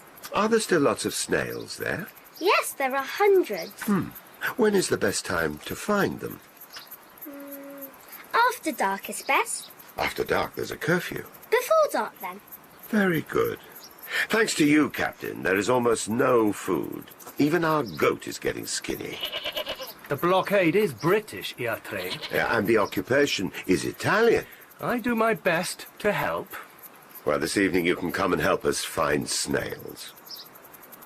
So it was that an hour before the setting of the sun, Dr. Yanis, Captain Corelli, Pelagia and Lemony found themselves crawling through an impossible tangle of animal runs and briars. and harvesting the legions of fat snails. Look at this one. It's got red speckles and black dots. Let me see. Oh, yes, that is a good one.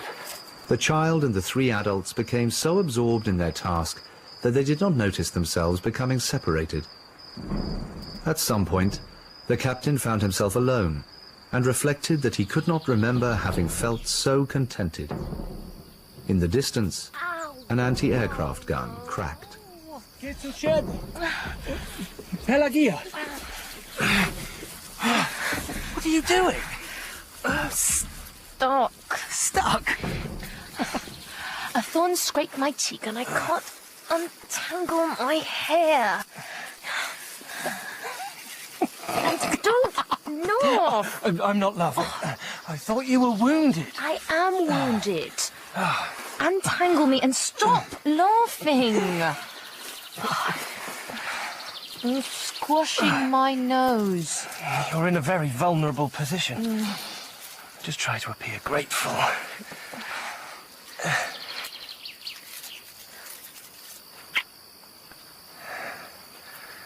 You shouldn't have done that. I couldn't help it. It was taking advantage. I'm sorry. What's the matter? I can't stand it anymore. Not any of it. It's true. Everything is so lousy. I'm sorry. Don't be sorry. The captain took her head in his hands, and suddenly they found themselves enclosed in their first unpatriotic and secret kiss. The next day, Pelagia set about the task of preparing the snails.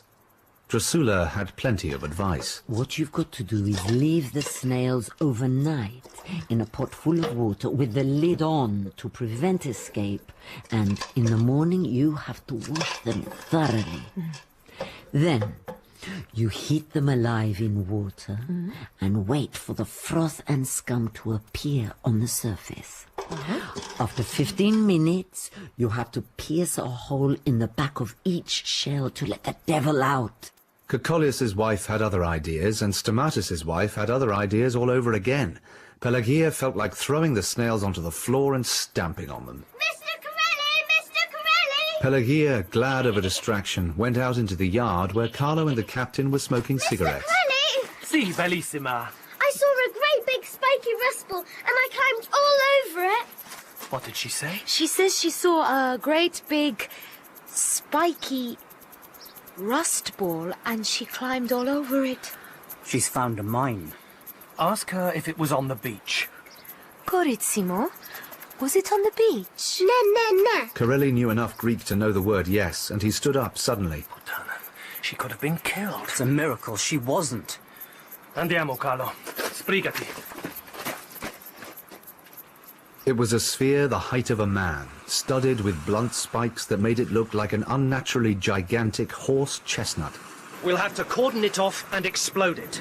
This should be good. Carlo, go back to base and get some dynamite, a command wire, and one of those electrical plunger things. I'll stay here and get the villagers organized. Certo. When the time comes, I want you all to go back to the top of the cliff and watch from there. Whilst we're waiting for the dynamite, I need some strong men with spades to dig me a trench. It has to be about the same size as a grave. Any volunteers? Any volunteers? Everyone wanted to see the Big Bang, but no one wanted to be seen helping an Italian. Only when Cocolius and Stamatis had negotiated payment of 2 chickens each did they agree to dig the trench. Carlo returned, not only with the dynamite and the other equipment, but with an entire truckload of troops, all of them eager to witness the forthcoming spectacle. Why didn't you invite Hitler too? They made me bring all these men. Apparently it's against regulations to transport explosives without an escort. This hole is in the wrong place, Captain. Who are you? An engineer. The hole is fine. Ah, it's too close. The shockwave will pass straight over this hole and suck your eyes and brains out, and then... we'll have to dig you out too. Listen, Corporal, let me point out that I am a captain and you are not. I am the one in charge here. And let me point out to you that I know what I'm talking about. I'm a highly trained sapper, and you are a mad bastardo. Stai zitto! I'm putting you on a charge of insubordination. A dead man cannot press charges, sir. If you really want to die, okay then, I'll watch. Corelli placed a charge of dynamite beneath the mine and unreeled the command wire, which was just long enough to reach the trench. Carlo. Yes, Captain. What if he's right? Who? That imbecile of an engineer. I don't know. Let's build a wall of sand about the mine so that most of the blast goes upwards. Sì, certo. Allontanatevi da qui! The spectators wound their way back up the slopes of the cliff. Down in his ditch, Corelli raised his eyes to heaven, crossed himself, and smartly thrust the plunger down. 3! Everyone on the cliff saw a vast column of debris ascend up into the sky. Revolving plates of steel, water glistening with momentary rainbows, sloppy clods of wet sand, powder storms of dry sand, billowing black smoke and orange flames. Quite suddenly, the shock wave swept upon them and bowled them flat on their backs. A dark cloud spread above their heads, and then huge amounts of wet sand came hurtling down on them. A white-hot shard of metal shot into the soil next to Pelagia's head. Burning motes of rust settled upon her clothes, and she wondered if they were all going to die.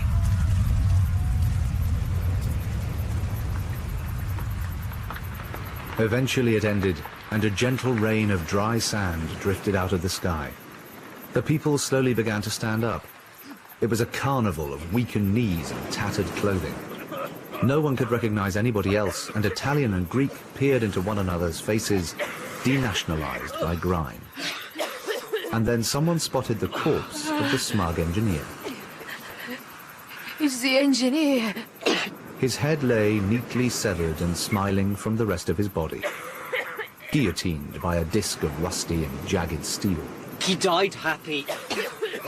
You can't ask for more than that. Pelagia recognized his voice as that of Carlo. Carlo. What? Where is the captain? Captain! Captain Corelli!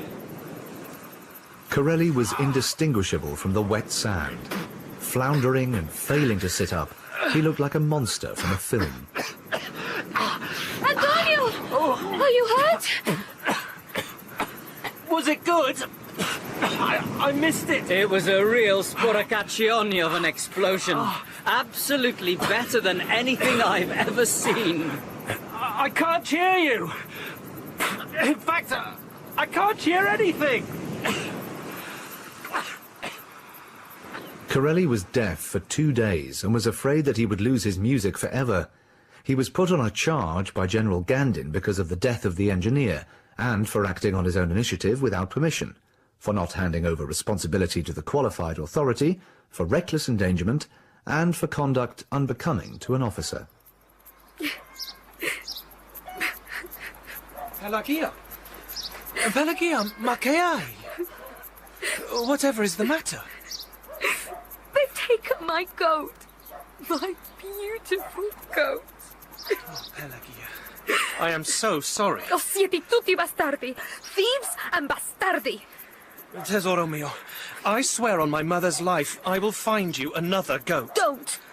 I wouldn't accept it, even if you did. Corelli had every intention of finding her a goat, but first he would find her a motorbike.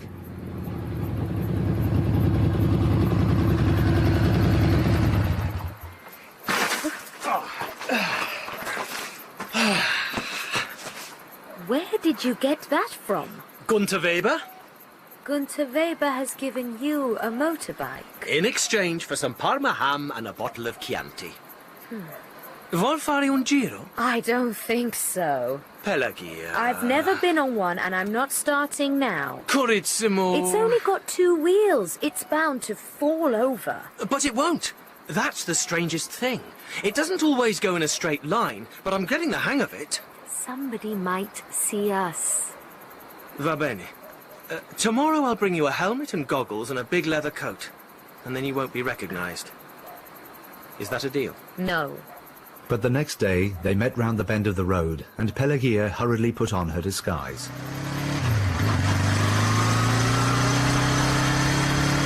The captain found it almost impossible to control with the extra weight, and twice they fell off. But after they arrived at the harbour of Fiscado and Pelagia had clambered off shaking, she said to him,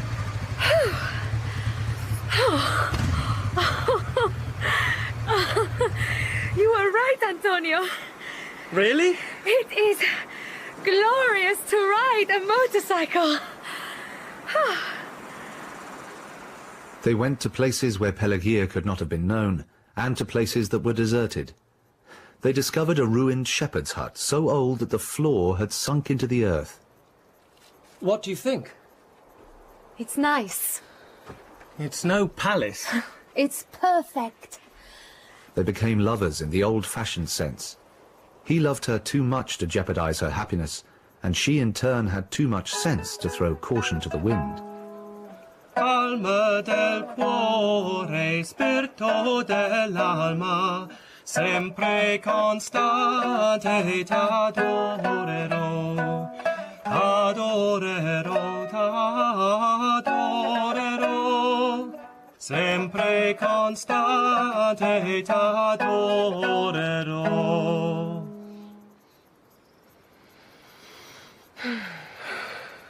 After the war. After the war. After the war, when we are married, shall we live in Italy? My father thinks I wouldn't like it, but I'm sure that I would as long as I'm with you.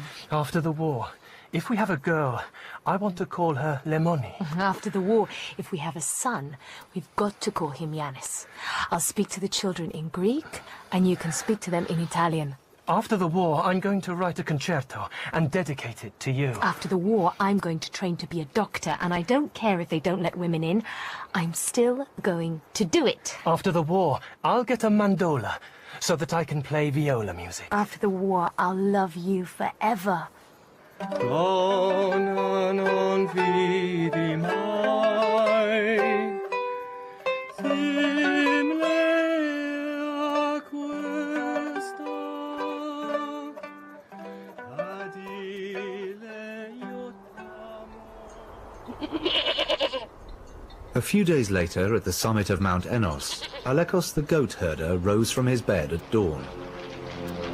When the planes flew overhead, Alekos did not pay very much attention, but on this particular morning he noticed something unusual. A sort of white mushroom was drifting down with what looked like a tiny man suspended underneath. Alekos watched it with fascination and wondered if this was an angel. When the angel hit the ground, it fell over sideways, cracked its head on a rock, and was dragged along the mountainside. Hello? Hello? Are you an angel? What are you, please? The angel opened its eyes for one moment and said, "Oh, Otto?" Then it closed its eyes again. Are you dead? Or are you asleep? For 2 days, Alekos fed his heavenly visitor on honey and yogurt, and was delighted when it began to sit up, rub its head, and talk. The only problem was that Alekos could not understand very much that the angel said. The most intriguing thing about the angel was that when it wanted to speak to God, it fiddled about with a metal box and made lots of interesting whines and hisses and crackles. Wittgenstein has lost the plot. After 4 days, the angel showed clear signs of wanting to leave. Alekos knew only one person who might have a chance of understanding angel speech.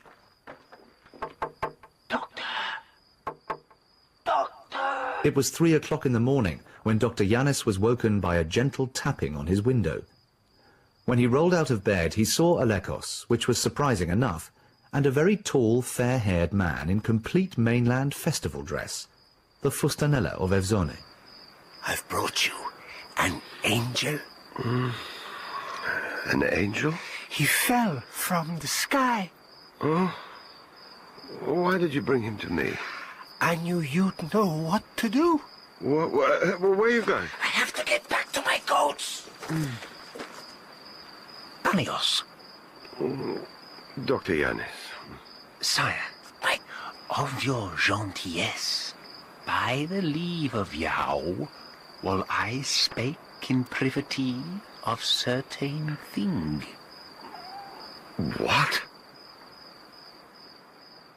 When Pelagia woke up, she was startled to see her father trying to communicate with a man dressed in a tasseled cap, a white kilt, an embroidered waistcoat, and slippers with pom-poms. Who's this? Greetings, fair maiden. How do I know? Alekos said he was an angel, and then ran off. He talks Greek like a Spanish cow. Praise I well thy fresh beauty and age tender, I trow. What language is he speaking? I've no idea. Could it be Bulgarian? Greek of the oldie days. Ancient Greek. You're English? Yes. Please, we speak English? Oh, that would be marvellous. The Englishman had no idea his finest public school Greek would be entirely incomprehensible. It was also becoming clear that someone in intelligence had the wrong idea of what was worn in Cephalonia. We are having an Italian officer sleeping in a room. So we are being very quiet, please. Oh, righto. Do you have any clothes I could borrow? Clothes? I bring you clothes. You give me for the fustanella, righto? Righto. The doctor had always wanted a fustanella, but he had never been able to afford one. The Englishman departed for Argostoli at dawn, the turn-ups of the doctor's trousers half up his pink calves, and the jacket unfastenable. Thank thee for thine goodness. Your accent is terrible. Terrible. Not to talk, right? You are quiet until you learn. Also, watch out for the Andartes. They are thieves. They say they're communists, but they are thieves. Italians, good. Germans, not good. With his body belt full of gold sovereigns, Lieutenant Bunny Warren covered Cephalonia on foot, memorizing everything. Every week, via his radio, he reported in great detail to Cairo, informing them of troop movements and numbers. Wherever he went, he feigned madness, because this was the best disguise, and sometimes he would join up with the conveniently peripatetic Father Arsenios and hope to pass for another prophetic religious fanatic.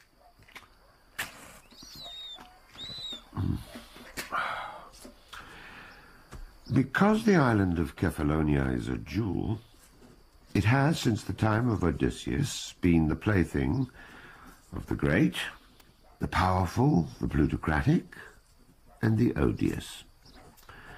From the time of the Romans, the only prize for us was survival. The doctor paused. It was the same old problem. He was writing not so much a history as a lament. Pelagia? Yes? I want to talk to you. What is it, Babaka? Sit down. It has not escaped my notice that you have fallen in love with the captain. Babaka? No, really, this point is not worth denying or discussing, because it's all very obvious. Diagnosis has been made and confirmed, and we should be discussing the implications. By the way, it is clear to me that he is also in love with you. Babaka, please. It's not that I don't like the captain. In fact, I like him very much.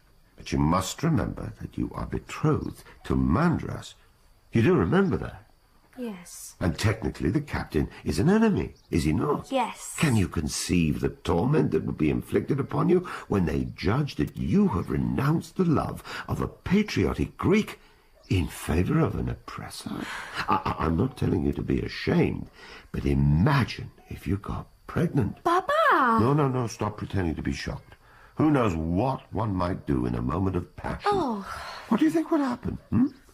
Many such women end up as prostitutes because they suddenly find they have no way to keep body and soul together. Please stop saying these things. Of course. I would never abandon you as long as I lived. But imagine if I should die. The captain has never, ever tried to compromise me. He is a good man. He knows he's in a bad position.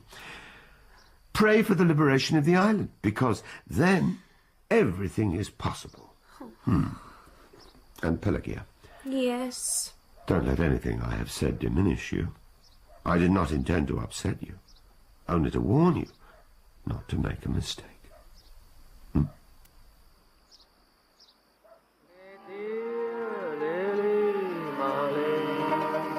In the courtyard of the doctor's house, Kokolios, Stomatis, their wives, Pelagia and Dr. Yanis, were serenaded by Marlene Dietrich, the boys of La Scala, and Corelli on the mandolin.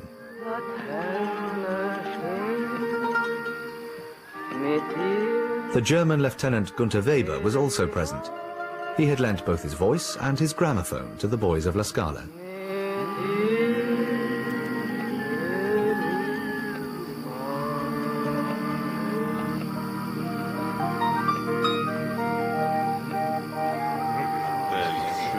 Pelagia stroked the polished wood of the wonderful gramophone. Please, play that again.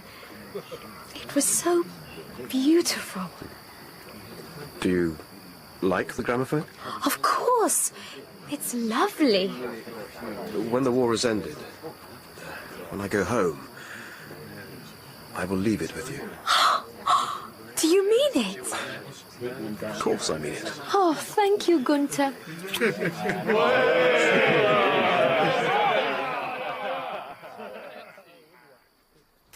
The following day, Dr. Yanis was fixing his pipe and Corelli was fixing his mandolin. It's impossible to find new strings now, and my last spare is gone. Well, what about surgical wire? Would that work? If it's too thick, you have to tighten the string beyond the capacity of the instrument. And if it's too thin, then it's too slack to have a decent tone, and it rattles on the frets. Oh. Are you and Pelagia planning to be married? As her father, I think I have the right to know. When the war is over, we would like to marry, yes. You'd have to live here, that's all. If she went to Italy, she would die of homesickness. No, I know my daughter. You know, we've had nothing but slaughter on this island for 2,000 years. Sacrifices, wars, murders, nothing but bad deaths. We've had massacres at Sami, Iscardo, and God knows where else. And there'll be more. It's only a question of time. So, don't go making any plans. The Allies invaded Sicily for strategic reasons, and in doing so they betrayed their most long-standing and gallant ally, Greece. The angry Greeks heard from the BBC all about the destruction of fascism in Italy and demanded to know why they had been ignored. In Britain and America, no one would believe that the communists in Greece were committing atrocities on an unimaginable scale. On Cephalonia, the Italian soldiers listened to their radios and charted the course of Allied progress in their homeland. What happens when we have to surrender before the Germans do? We'll get married. It's going to be a complete mess. There's no chance of the British coming. No one will save us unless we save ourselves. All the boys think we should disarm the Germans now, while their garrison is so small. We've sent deputations to General Gandin, but he says we should trust them. At this moment, Father Arsenios passed by, accompanied by Bunny Warren, both of them battered, tattered, and dusty. Good afternoon, Father Arsenios. Γεια σου, παιδί μου. Bunio, when are the British coming? I've got to know. What's going to happen to the Italians when they surrender? That I cannot tell, for I know it not myself, and neither doth any man. Your Greek is getting a lot better. Oh, thank you. Have the Germans brought in any more soldiers? Nay, I think not. Thank you. Not at all. Take care, Bunios.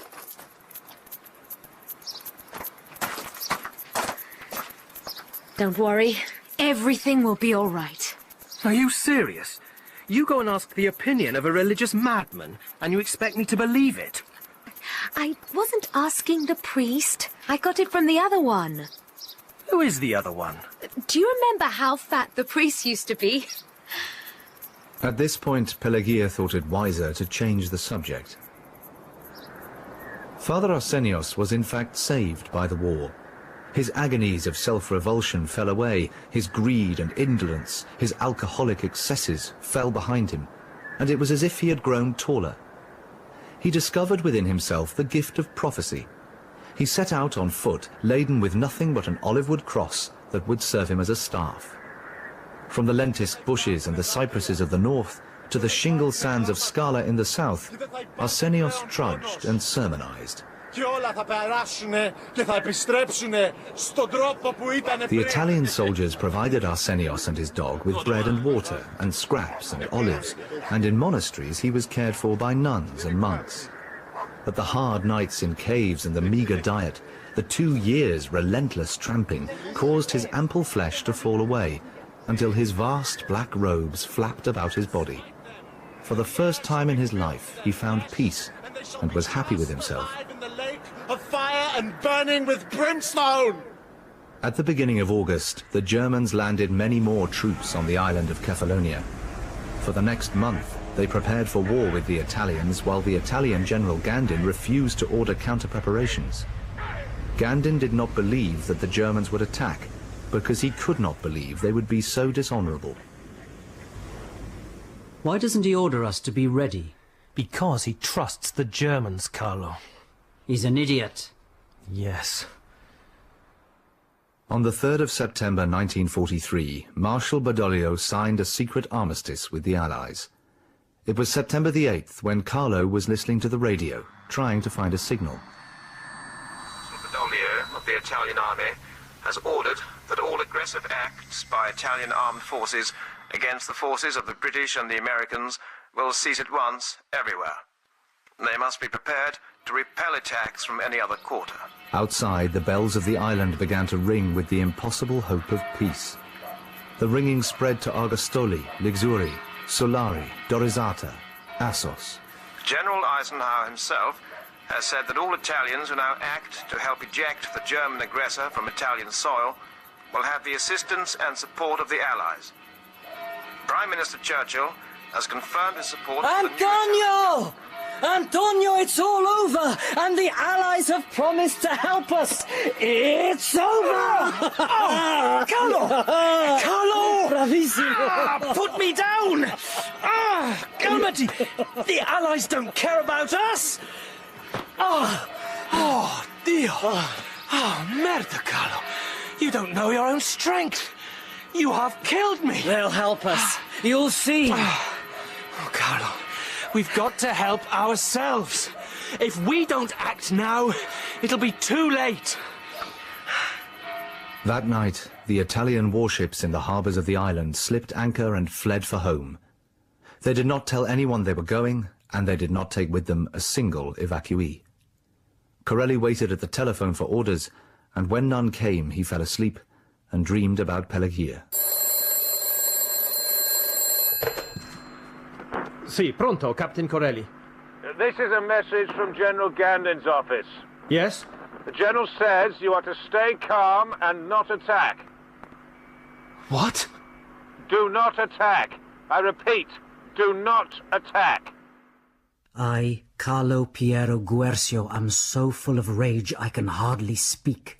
The Germans are flying in reinforcements, and they have gone to General Gandin to demand that we surrender. And Gandin does nothing except consult with his senior officers. Isn't he a general?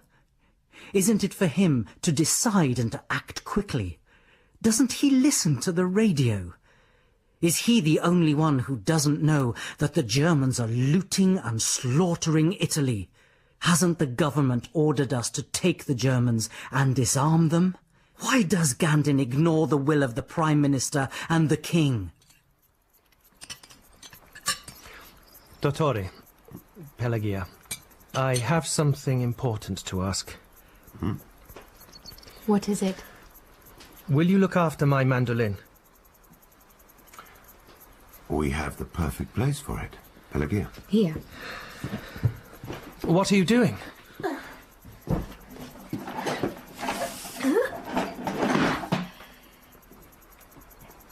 This hole is where political refugees used to hide. When the British were here. Carlo has already left his writings with us. His writings? Mm-hmm. A big stack of papers like a novel. I didn't know Carlo was a writer. But we are not to read any of his work, unless he is dead. Babaka. What's that then? what he said. Lieutenant Gunther Weber dozed intermittently in his chair, also awaiting orders. He felt abysmally tired, and all his confidence had gone. He missed his Italian friends, and he missed the certainties that he had derived from so much past success. The master race was losing in Italy and Yugoslavia, the Russian front was collapsing, and Hamburg was destroyed. It was well known that the colonel had delivered a final ultimatum to General Gandin. General Gandin had asked for written guarantees of the safety of his men. Captain. Si, Carlo. Tell me we're not going to go quietly. We're not going to go quietly. What about Gandin? If we have to, we'll arrest him. Excellent. Carlo. Si? I want to thank you. What for? For your friendship. I can't think of a better, braver man to fight beside. Captain Corelli's division voted to resist the Germans, but had no time to set in place an effective leadership to coordinate its actions. Antonio, my captain, we find ourselves in bad times, and I have the strongest feeling that I shall not survive them. You will find with this letter all my writings. If you read them, you will discover what kind of man I am. I hope you are not disgusted, and I hope that you will be able to forgive me and remember me without contempt. My dear Antonio, I want you to know that in return for your inextinguishable laughter, your music, your incomparable spirit, I have loved you with the same surprise and gratitude that I see in your eyes when you are with Pelagia. If a dead man may have a wish, it is that you should find your future with Pelagia. I wish you will have children together, and I wish that once or twice you will tell them about their Uncle Carlo. Antonio, I came to this beautiful island with nothing but a grey fog in my mind and an aching heart. You took away my sorrow and made me smile. Please remember me. I shall remember you, even when I am dead. Carlo. When the German fighter planes arrived early one afternoon, tipped their wings, banked in formation, and howled vertically down upon the Italian batteries, it was almost a relief. Now everything was clear. It was at last obvious that the Germans were perfidious, that every soldier would have to fight for his life. Gunther Weber knew he would have to turn his weapons on his friends. Corelli knew that his musician's fingers must now tighten round the trigger of a gun. General Gandin knew, too late, that in his radical indecision he had condemned his men to die. And Pelagia knew that the war that had always really been somewhere else was now about to settle upon her home and blast its stones to dust. But we haven't seen him for days. That doesn't mean anything. I know he's dead. I know it, Papa. If he was dead, someone would have told us. Someone from La Scala. They were all nice boys. They would think to let us know. Were? You think they're all dead, don't you? No, I didn't mean that. It was on the morning of September the 22nd that Captain Corelli of the 33rd Regiment of Artillery, knowing that the white banner was about to be raised over the HQ at Argostoli, having had no sleep for 3 days, climbed on his motorcycle and sped to see Pelagia. Siamo perduti. We have run out of ammunition and the British have betrayed us. You can stay here. You can hide in the house, in the hole in the floor, along with your mandolin and Carlos' papers. No. You can. You can. I can look after you. You'll be safe here. Corissimo, there has been no honor in this war, but I have to be with the boys. No. See. I'll wait for you. I'll wait for you to come back. Pelagia, I am going to die. But you have to try to live, Antonio. Try to live for me and for our children and for our children's children. All right. Promise? I promise. Antonio. Remember me to your father. I thank God I lived long enough to love you.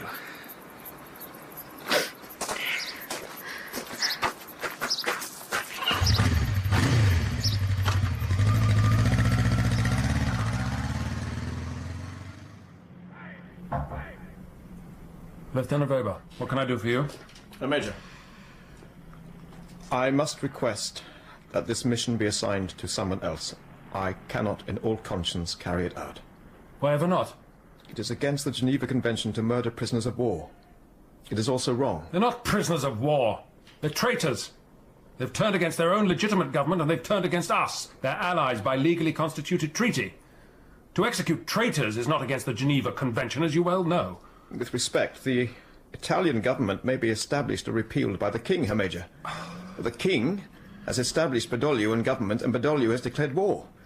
The Acqui Division are prisoners of war, and therefore we cannot execute them. For God's sake, Lieutenant, don't you think they are traitors? Yes, Herr Major. But what I think and the legal position are not the same thing. I believe it is against the military code for a senior officer to command a junior officer to perform an illegal act. I am not a criminal, and I do not wish to become one. I like you, Gunther, and admire your integrity. But I must remind you that the penalty for refusing to obey an order is execution by firing squad. These Italian traitors are all going to be shot anyway, whether you do it or not. Why add your own death to theirs? I request that my protest be put in my file, Herr Major. Your request is granted, Gunther, but you must do as you are ordered. Heil Hitler. Heil Hitler. Cantiamo! Let's sing, boys! Carlo. Yes, Captain. Let's sing. Ave Maria,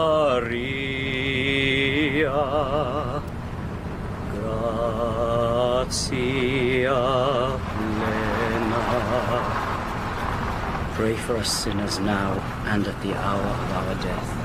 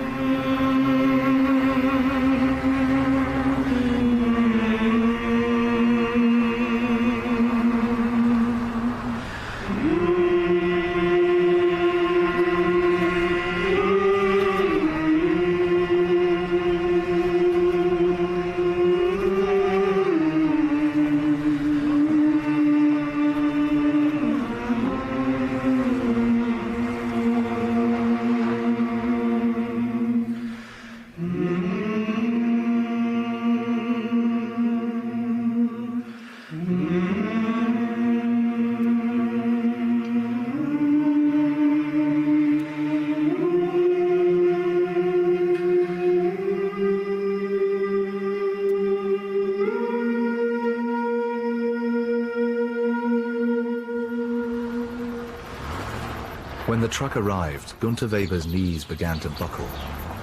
He had not expected his friends to be singing, humming the very tune that he and La Scala had sung together at the doctor's house. He had not expected them to jump so lightly from the truck. Gunther. Antonio. Cigarette? Your hands are trembling. Cigarette, Carlo? No, thanks. Are you sure? A doctor told me smoking is bad for the health. Antonio, I am very sorry. I tried to do what I could. I'm sure you did, Gunther. I know how it goes. Well, I'll say this. What? You lot always did get the best tobacco.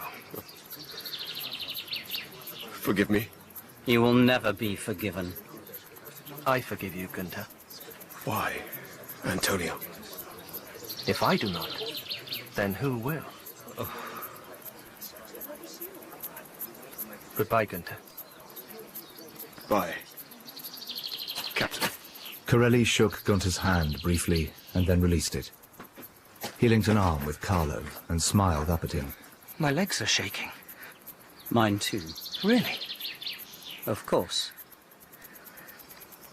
Come on, Carlo. We have been companions in life. Let us go together to paradise. Corelli thought about Pelagia, and a succession of images came to him.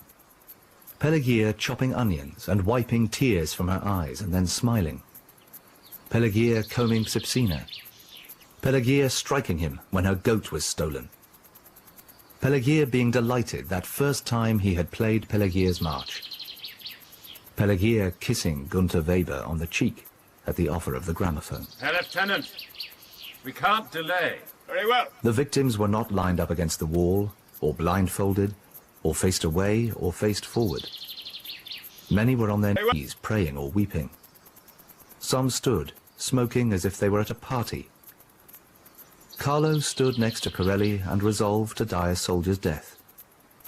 Corelli breathed deeply the Cephalonian air that held Pelagia's breath.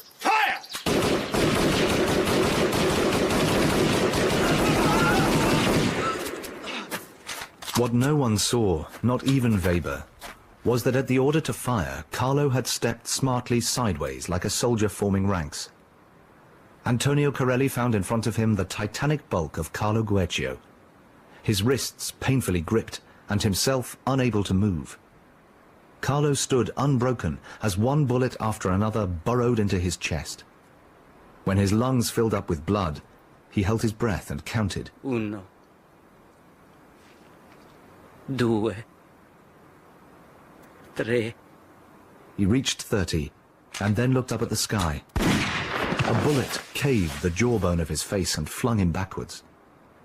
Corelli lay beneath him, paralyzed by his weight, drenched utterly in his blood, stupefied by an act of love so incomprehensible and so filled with divine madness.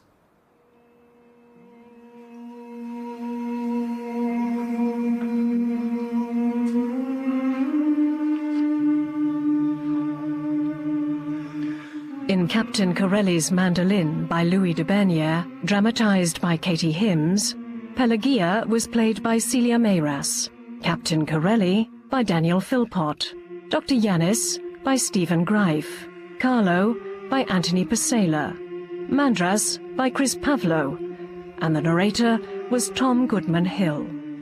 Drusilla was played by Anna Sava, Belisarios by Alexi K. Campbell, Father Arsenios by Alex Zorbas, Lemony by Anya Gordon, Bunny by Jonathan Keeble, Gunther Weber by John Dougal, Alekos by Sam Dale, and the Major by Simon Treves.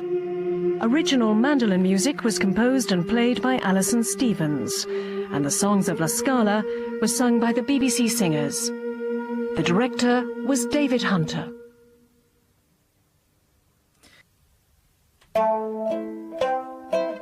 Captain Corelli's Mandolin by Louis de Bernières.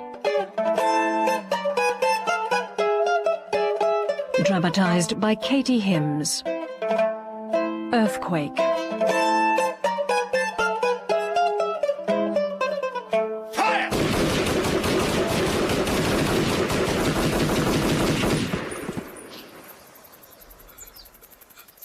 Italians! It's all over! If any of you are living, stand up now and your lives will be spared! Captain Corelli was lying underneath the dead weight of his dear friend and comrade, Carlo Guercio. So he did not see the two men stand up, but he did hear the renewed clatter of the automatic as the German sergeant cut them down. He also heard the single shots as the trembling hand of Lieutenant Gunther Weber ensured the quick dispatch of the men who were still dying. Next to his head, he saw Weber's jackboot. He saw Weber bend down and look directly into his eyes. He saw the wavering barrel of the Luger, and then he saw the gun withdrawn, unfired. Corelli tried to breathe more freely and realized he was having difficulty not merely because of Carlo's weight, but because the bullets that had passed through Carlo had also struck himself.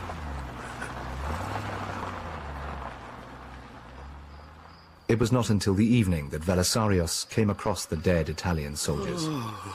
He recognized the man who was as big as himself, who had once offered him a cigarette. With a mighty effort, he lifted Carlo from the ground, nearly toppled over with the strain, and then saw. It was the mad captain, who was staying at the doctor's house. Aiutami. Nobody knew how many Italians were massacred because the evidence was lost in flames. Down in the valleys, the Germans were burning the bodies of somewhere between 4,000 and 9,000 men. On that evening, when all the Greeks were hiding in their homes, Father Arsenios arrived alone with his little dog at the fire at Troyanata. He walked amongst the frantic German silhouettes as if invisible. Fired by apocalyptic rage, Father Arsenios grasped his staff in both hands and set about the shoulders and heads of the German soldiers with determined blows. For God's sake, get him off me! It shall not be quenched, night or day! Crazy bloody priest! In that orange glow, Arsenios looked like some cadaverous bat. From generation unto generation! It ended only when one soldier was on the ground and in danger of a fractured skull. The priest died in a brilliant flash of white light that he took to be the revelation of the face of God. Belisario! Are you all right? I ran because he is still alive. Who is it? Belisarios placed a man's body on the kitchen table. He was covered in blood. Pelagia. Antonio? Belisario, you have never done a greater thing. I'm going to get my father. Stay with him.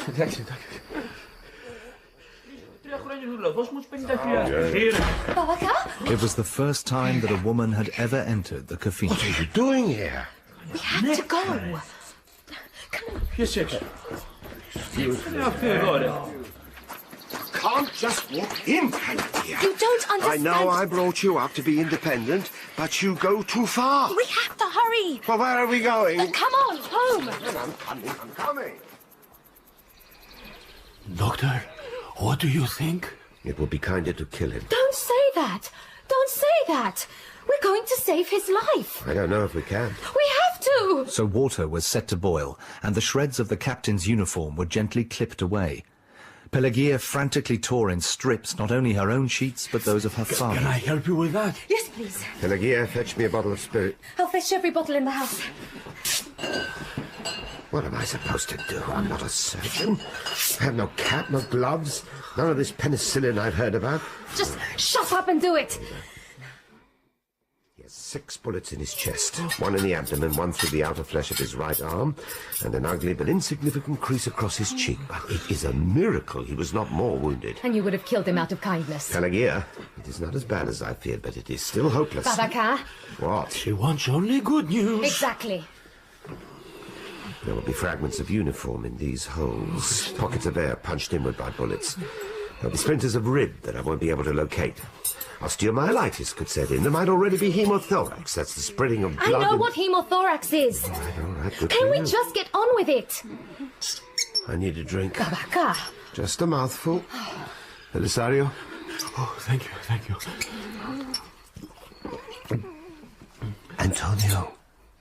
Antonio, I'm going to operate on you, but I haven't got much morphia.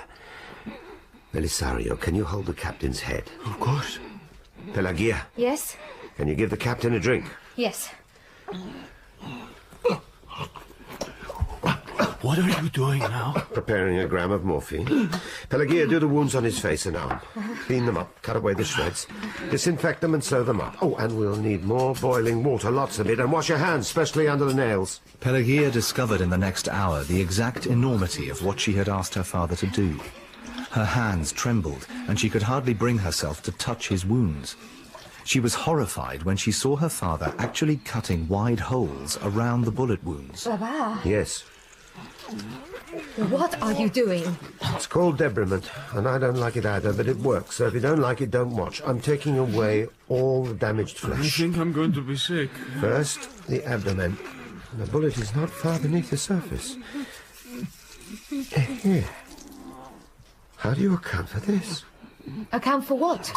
This bullet. What about it? Well, see the flattened and distorted shape? How did that happen? He was behind the big man. The one as big as me. The big man was holding him up, like this. I think the big man was trying to save him. His name was Carlo. Carlo? Antonio always said that Carlo was the bravest in the army. Belisario, is the man's body still there? We would like to bury it and not see it burn. It's after curfew, but I'll go if you want. Thank you. Belisarius buried Carlo Guercio's remains in the yard of the doctor's house under the olive tree. Struggling across the walls and fields, he had felt like Atlas burdened by the world. In the darkness, he bound up Carlo's shattered jaw with a strip of sheet. Just before dawn, the doctor and Pelagia came out to pay their respects. Our friend here arrived as an enemy, but we found him more full of goodness than any other man we knew.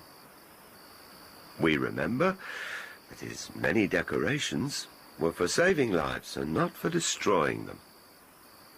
A cruel man whose ways are cruel lies cursed, but the spirit of Carlo Guercio shall live in the light as long as we have tongues to speak of him. He was one who could have said, "I am a citizen not of Athens or of Rome, but of the world." He was a man of whom we could say, "Nothing can harm a good man, either in life or death." A thought occurred to Belisarius, and in his pocket he took a crushed pack of cigarettes, removed one, straightened it out, and placed it in the dead man's lips. I owed him one. Pelagia combed the dead man's hair and kissed his forehead. Goodbye, dear Carlo. When the captain awoke, he could not move at all, and the pain was terrible. He felt as if he had been crushed by that medieval torture whereby weights were piled upon a door upon the body. I can't breathe. If you couldn't breathe, you couldn't speak. The air passes from the lungs through the voice box. Oh, porco Dio. The pain is unbearable. Oh, by the way, I owe you an apology. What for? Well, I used some of your mandolin strings to link the bones. I believe you made the treble strings out of my surgical wire, and I was obliged to take it back. When the bones have re-knitted, there'll have to be an operation to remove them. You must move me from the house, Dottore. I don't want to put you in danger. Don't worry. We plan to hide you. Under the kitchen floor, Captain. In the cachette under the kitchen floor, the captain relapsed into a fever, and Pelagia stayed with him, sponging his brow to reduce his temperature and listening to the gabble of his nightmares. El amor mío. El Antonio. I love you. I love you. When the fever left, the patient opened his eyes with wonder, as though perceiving the fact of his existence for the first time. Drink this. What is it? Goat's milk with brandy. By the same evening, he was able to stand with the doctor's help. His legs were thin as sticks and trembling. Do you want to see what you look like? I don't know. You have a very impressive scar on your face. Va bene. Oh, Dio. I look like a Sicilian. That night, he was fed his first solid meal, which was snails. After 3 weeks, Corelli could walk again. Then he went to stay at the abandoned shepherd's hut that he and Pelagia had called Casa Nostra. In the days to come, when it was dark enough, when it was safe enough, whenever he could manage it, Corelli would sneak back to the doctor's house to see Pelagia. Your beard is scratchy. Do you think it makes me look more Greek? Yes, Enough to convince a German? definitely. And that's all that matters. I will always hate the Germans. Gunther saved my life. He slaughtered all your friends. He had no choice. There is always a choice. He wasn't brave like Carlo. Carlo would have refused to shoot us, but Gunther's a different kind of man. Would you have refused? I hope so. But I can't say. If we have 2 sons, the second one should be Carlo. Agreed. Tell me that you love me. I love you. Kiss me. Pelagia wished they could keep the captain on the island, but there were people who would betray them just for bread. It was only a matter of time before the Nazis discovered his presence. Furthermore, the weather was turning foul, and in the leaking Casa Nostra, the captain was cold and wet. She told Cocolius and Stamatis to look out for the madman who used to go around with Arsenios, and to ask him to call on her if he could. At 3 in the morning, Bunny Warren tapped softly on the window of her room. Calimera, Kyria, Pelagia. What ho? Who is this? Antonio, this is Banio. Banio, this is Antonio. Ah, buonasera. Antonio needs to get off the island. Can you help us? Of course, absolutely. Easiest thing in the world. There's a boat leaving tomorrow night. Where's it going? Sicily.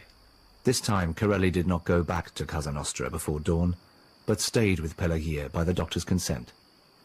On this last day, the three of them sat together in the familiar kitchen. No, I feel guilty about leaving alive when all my friends are dead. Captain, when loved ones die, you have a duty to live on their behalf. For your boys, you should make music and enjoy yourself, and do it for them. Besides, you might not survive the voyage to Sicily. Baba, don't say that. I shall miss you both very much. You'll be back. I owe my life to you. Oh, I'm sorry about the scars. It was the best I could do. I'm sorry about the island. I don't suppose we shall be forgiven. Well, we forgave the British and the Venetians. We might not forgive the Germans, but most probably it will be easy to forgive you because all of you are dead. Babaka, please stop talking about death. Sorry. As if we need reminding. But, Captain, I must have forgiven you already, because how else could I give you permission to marry my daughter? Davvero? Papa. But there is a condition. What is it? He must allow you to become a doctor. Ah. So, I'm going to leave you two children alone together. There is a little girl dying of tuberculosis I should visit. There's nothing to be done for her, but I should go just the same. I'm so afraid. I think you won't come back, and that the war will go on forever. I will come back. Promise? I promise. I wish we had lain together as a man and a woman. Everything at the right time, Corissimo. There may never be a time. There will be. There will. You have my word. At 11 o'clock, Lieutenant Bunny Warren returned. Standard operational procedure. Dark clothing only. Don't want the blighters to see us. No conversazione, unless absolutely necessary. I've done a recce tonight, and Jerry's lying low. Doesn't like the cold. Warm clothing essential. Understood? Understood. Understood. Doctor? Understood. The journey to the beach did not consist of any great adventure. There was a cold wind, no moon, a light rain, and the darkness was entire. Please, don't die. I'll try not to. A light flashed 3 times from the sea, and Warren returned the signal. Time to go, Captain. Thank you, Lieutenant. You're most welcome, sir. Dottore, thank you for everything. Go well, Antonio, and return. I will.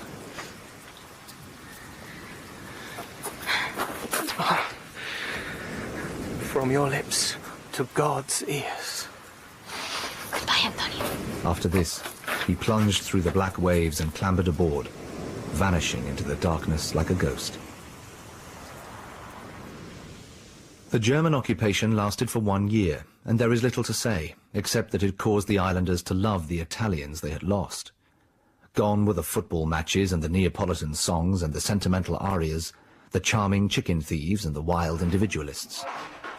The Germans came into any house and kicked over furniture, beat the occupants, and carried away anything of value. Both Pelagia and the doctor were beaten at different times for different reasons. The doctor had all his precious medical equipment smashed, and Cephalonia was clubbed to death with a rifle. Do you think it will ever end? When the Germans retreated in November 1944, they destroyed every building for which they found time, and the Cephalonians rose spontaneously and fought them all the way to the sea. The night before he left, Gunther Weber brought his gramophone and his collection of Marlene Dietrich recordings and left them outside Pelagia's door. No sooner had the celebrations begun than the communist andartes emerged from hiding. They had long been armed by the British in the mistaken belief that these arms would be used to defeat the Nazis. So, another reign of oppression began. The doctor was dragged away in the night by 3 armed men who had decided that since he was a doctor, he must be bourgeois. Pelagia was beaten unconscious, and when she woke up, she did not know what had happened to her father or where he had been taken. Penniless, helpless, and stricken by a dose of inconsolable despair, she ran to her friend, Drusilla. Corissimo! When Pelagia had limped bleeding through her door, Drusilla took the girl into her arms. Within a week, Drusilla had closed up the doors and shutters of her little house on the quay and moved into the doctor's house on the hill. But Drusilla was out when Mandras made his return. Mandra? Is it you? Pelagia? Yes. But you're so skinny. Yes. And your hair is grey. You look different too. 3 years of living in idleness upon the bounty of the British and the booty stolen from peasants had turned the handsome fisherman into a toad. I thought you must be dead. You were hoping, you mean? Mandra. Don't I get a kiss from my fiancé? I'm glad you're alive. How is your father? I don't know. The communists took him away. Then he must have done something to deserve it. He did nothing. He healed the sick. That's all. There would be reasons. The party is never wrong. You're one of them. Not just one of them. An important one of them. Soon I shall be a commissar. And we will have a nice big house to live in. When shall we get married? We will not be married. We were very young and naive, and it was not what we thought it was. Tell me, Pelagia, when exactly did you turn into such a faded slut? What? Your letters. You still have them? Yeah. Why? Read the last one. Why? Read it. Agapeton, still no word from you, but Panais came back from the front with his hand missing, and he told me that it is too cold to hold a pen. Do you think I'm stupid? Sorry? Slut? Huh? I said read the last one.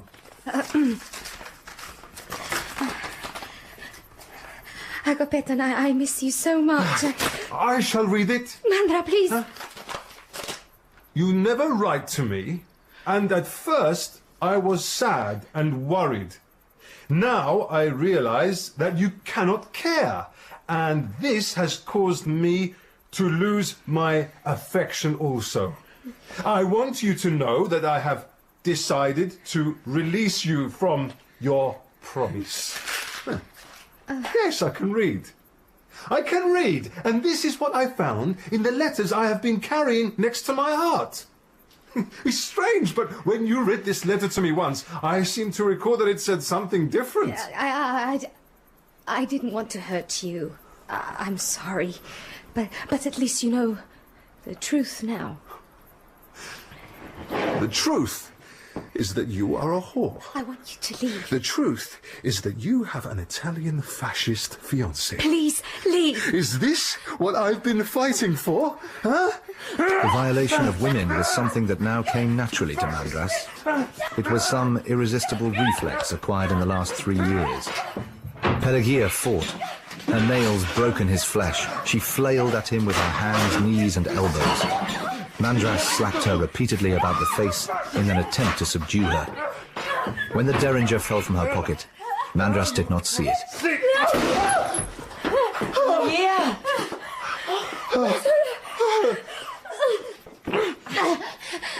Mandra, he tried to rape me. What? Mother.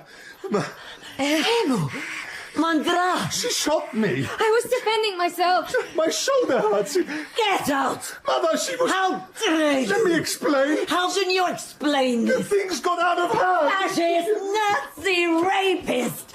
Get out of here before I kill you! Mandras stumbled out into the bleak December sun and looked at the olive tree. It was a tree incomplete, without Pelagia as she once was, fresh and beautiful, chopping onions beneath it and smiling through tears. A wave of grief and nostalgia overwhelmed him as he lurched away to the sea. The fisherman who recovered the bloated body reported that when he had found it, there had been 3 dolphins, taking it in turns to nudge it towards the shore. During the occupation of the island, there had been so many rapes and so many orphans that Pelagia and Drusilla were not surprised to find an abandoned bundle on their doorstep. What shall we do with her? Keep her. She must belong to somebody. Somebody who wanted her to be safe with us. What shall we call her? You choose. I'd like it to be Antonia. Antonia took her place in that providential matriarchy as though designed for it by fate. She may not have had a father, but she had a mother and a grandmother, and she was soon to have a grandfather as well. Babaka? When Dr. Yanis returned after 2 years, he was utterly broken by the continual daily brutality. He was forever speechless and emotionally paralyzed.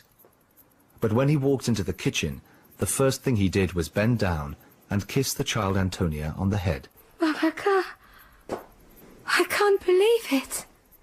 He took up medicine again, but now the roles were reversed, and he was the one helping his daughter. Then in 1950, a public health official banned them both from practicing because they were never officially qualified. It looked as if they were all to sink into abject poverty. But very fortunately, a Canadian poet arrived on the island looking for lodgings. Drusilla showed him her house by the sea. It was damp and smelly, but the poet offered her a rent that was 9.5 times what she had thought to propose. He must be mad. Mad or very rich. On this, we can eat lamb at least twice a week. Oh, and beans that were dried this year rather than last. And don't you think we can enjoy a bottle of wine now and again? Oh, I think so. In fact, between the 3 of them, they drank a bottle of wine almost daily, which had a wonderfully healing effect on the doctor's psychic wounds.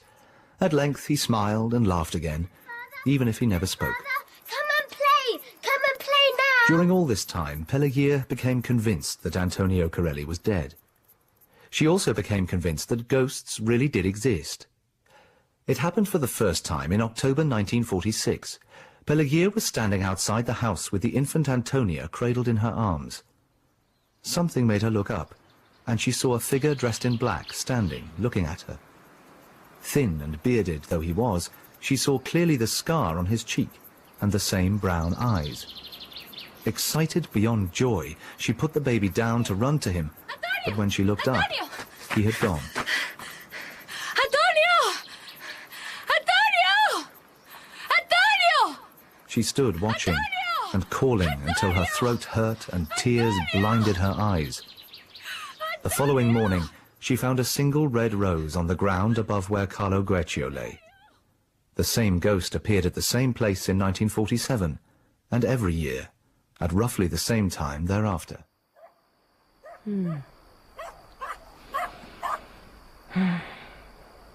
I wonder where he died. I wonder if he died that night, in the sea, in the little boat. Or if it was Italy, at Anzio, or somewhere on the Gothic line. I wish I could know. Pelagia, what difference would it make? I don't know. I can't explain. The year 1953 brought fresh disaster to the island. It was a fine August day, but something felt wrong. There were no birds in the sky, and fish could be seen leaping out of the water as if they wished to escape the sea. Suddenly, Drusilla announced, I mean, I feel terrible.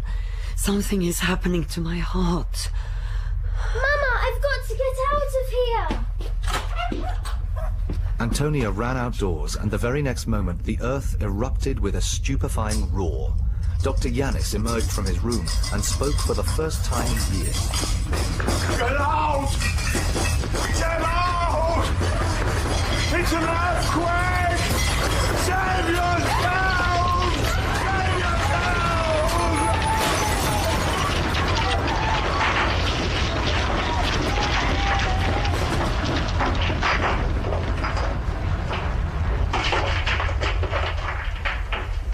When it was all over, there was very little left of the house. Walls were reduced to half their height, and what was left held nothing but rubble, and the body of the doctor, who had planned his dying words for years, and left them all unsaid.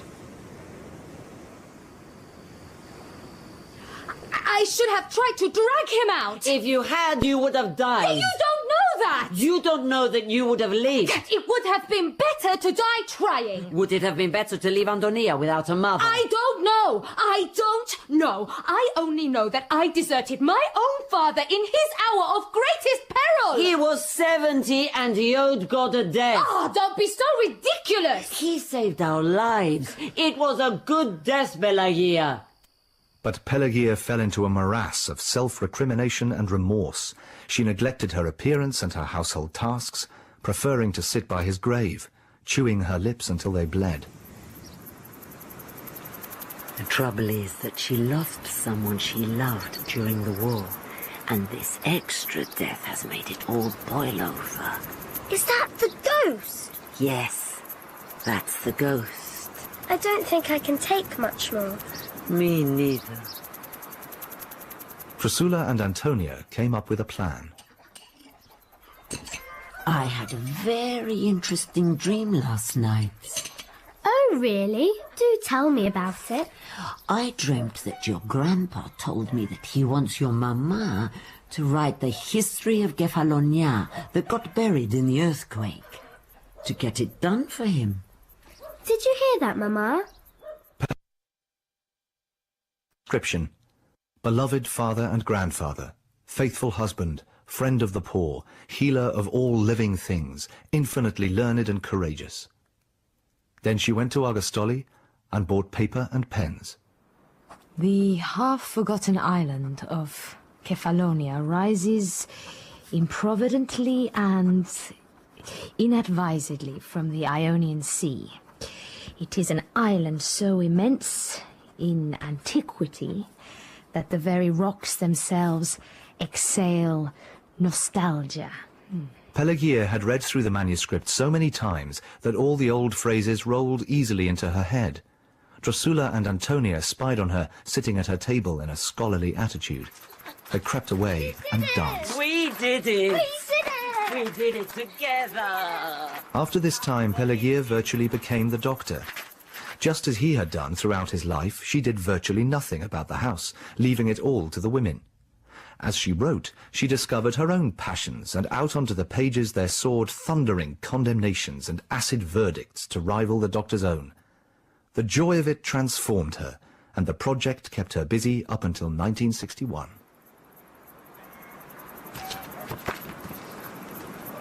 You have a postcard from Santa Fe. Santa Fe? Greetings from Santa Fe, it says. You would like it here? All the houses are made of mud. There's no name. It's from no one. It can't be from no one. Soon there were others. From Edinburgh.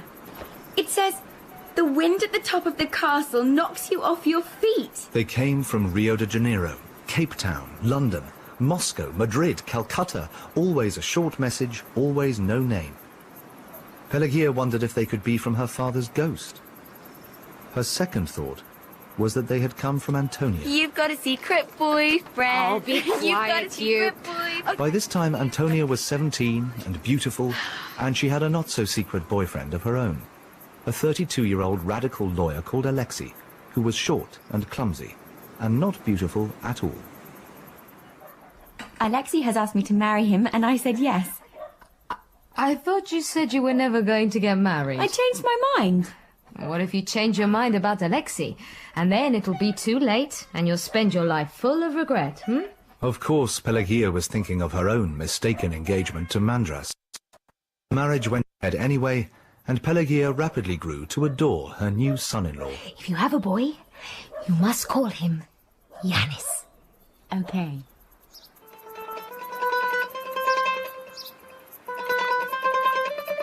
In October 1993, a 14-year-old boy called Yanis was standing in the ruins of his grandmother's old house and concentrating very hard on practicing a decent tremolo on his mandolin. Excuse me, young man. Oh, you startle me. The thing is that I couldn't help noticing that you're doing something wrong. I've had trouble with this tremolo. It keeps breaking up. It's your left hand. You're trying to use your first and second finger for everything, and that won't do. Will you play me something? If you like. The old man took the mandolin and began to play the Siciliano from Hummel's Grand Sonata in G.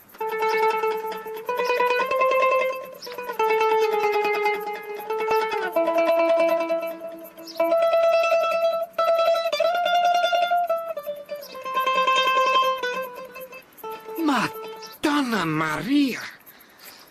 This mandolin is Antonia. How did you know that? Where did you find it? Who gave it to you? How do you know its name? I dug it out of that hole in the ground, with my friends Spiro and Velisarios, the strongest man in Greece, who's old now, but still strong. Velisarios? But it was Grandma who told us it was there, and what it was called and everything. And would your grandmother be Kyria Pelagia, daughter of Dr. Yanis? Yes, and I'm called Yanis after him. The old man mopped his brow with a handkerchief. Yanis noticed a scar across his cheek. When you found the mandolin, did it have 4 strings missing? Yes. Do you know where they are? No. They're in here. Dr. Yanis mended my ribs with them, and I've never taken them out. Who are you? Tell me, young man, is your grandmother alive? Yes. What about your grandfather? What grandfather? Kyria Pelagia's husband. She hasn't got a husband. You mean he's dead? She never had a husband. I mean, not that I know of. This mandolin used to be mine, but I've heard you play, and I'd like you to keep it. Thank you. I was going to marry your grandma once, you know. Does that mean that you're the ghost? Although he was in his 70s, Antonio Corelli rediscovered a certain amount of youthful agility when Pelagia began throwing kitchen equipment at his head.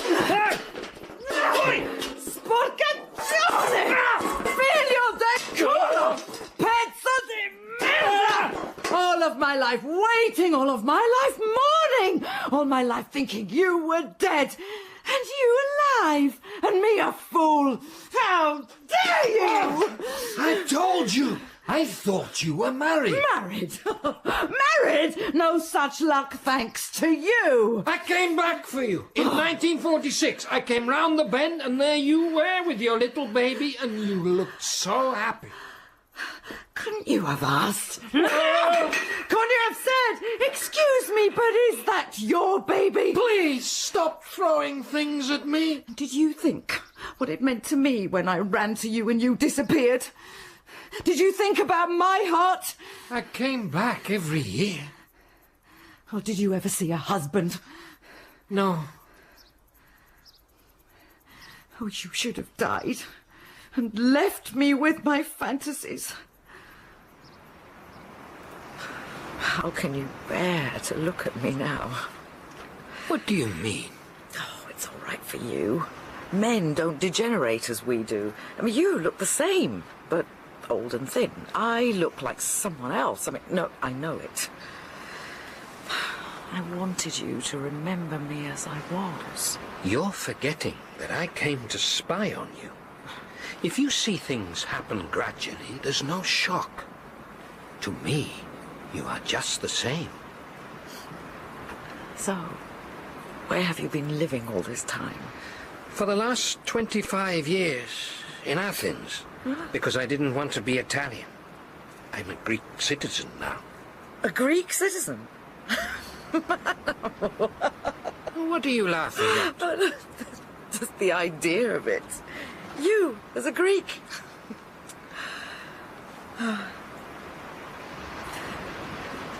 Did you ever write those concertos? 3. I've played them all over the world, too. The first one's dedicated to you, and the main theme is Pelagia's March. Do you remember it?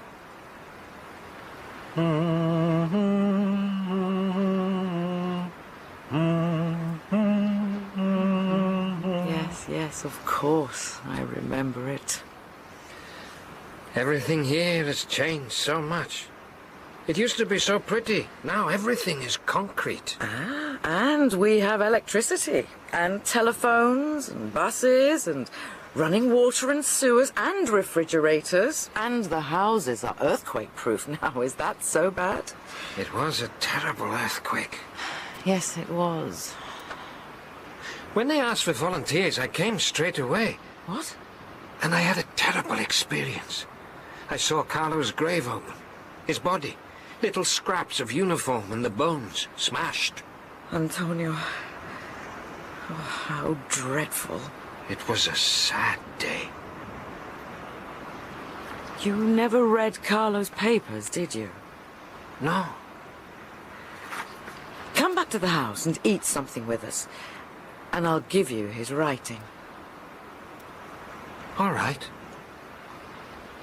Corelli found it difficult to read Carlo's writing, and difficult to digest this new information. Dio mio, and the boys used to make him go to a brothel. What torture. It's terrible. Well, he wasn't just another war hero, was he? He was more complicated. He was. I was thinking... What? I don't know what you'll make of this. Well, go on. I'd like to rebuild the old house. What, my father's house? I've retired and I want a nice place to live. A place with memories. Would you sell me the site? You are completely mad. But would you? I don't even know if I own it. So do I have your permission to try and rebuild the house? No. Look, I don't know. Possibly. I'm going to come and see you again tomorrow, and I'm going to bring you a present. I don't want a present. Look, I'm too old for presents. Go to hell with your presents. All right, not exactly a present. A debt. You owe me a life.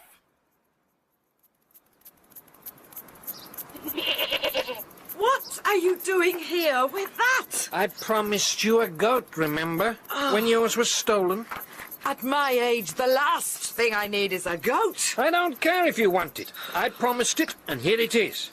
Sell it if you want, but if you saw how difficult it was to get in the taxi, you wouldn't be so hard on me. Right, let me look at it. What do you think? Wait. Okay. Yeah. It's a very good goat. It's got ticks, but otherwise it's good. Thank you. Do you think you'll get much milk from it? You milk it if you like, Corelli. Personally, I only try to milk the females. Oh, coglione! The following day, the captain turned up outside the door on a motorcycle.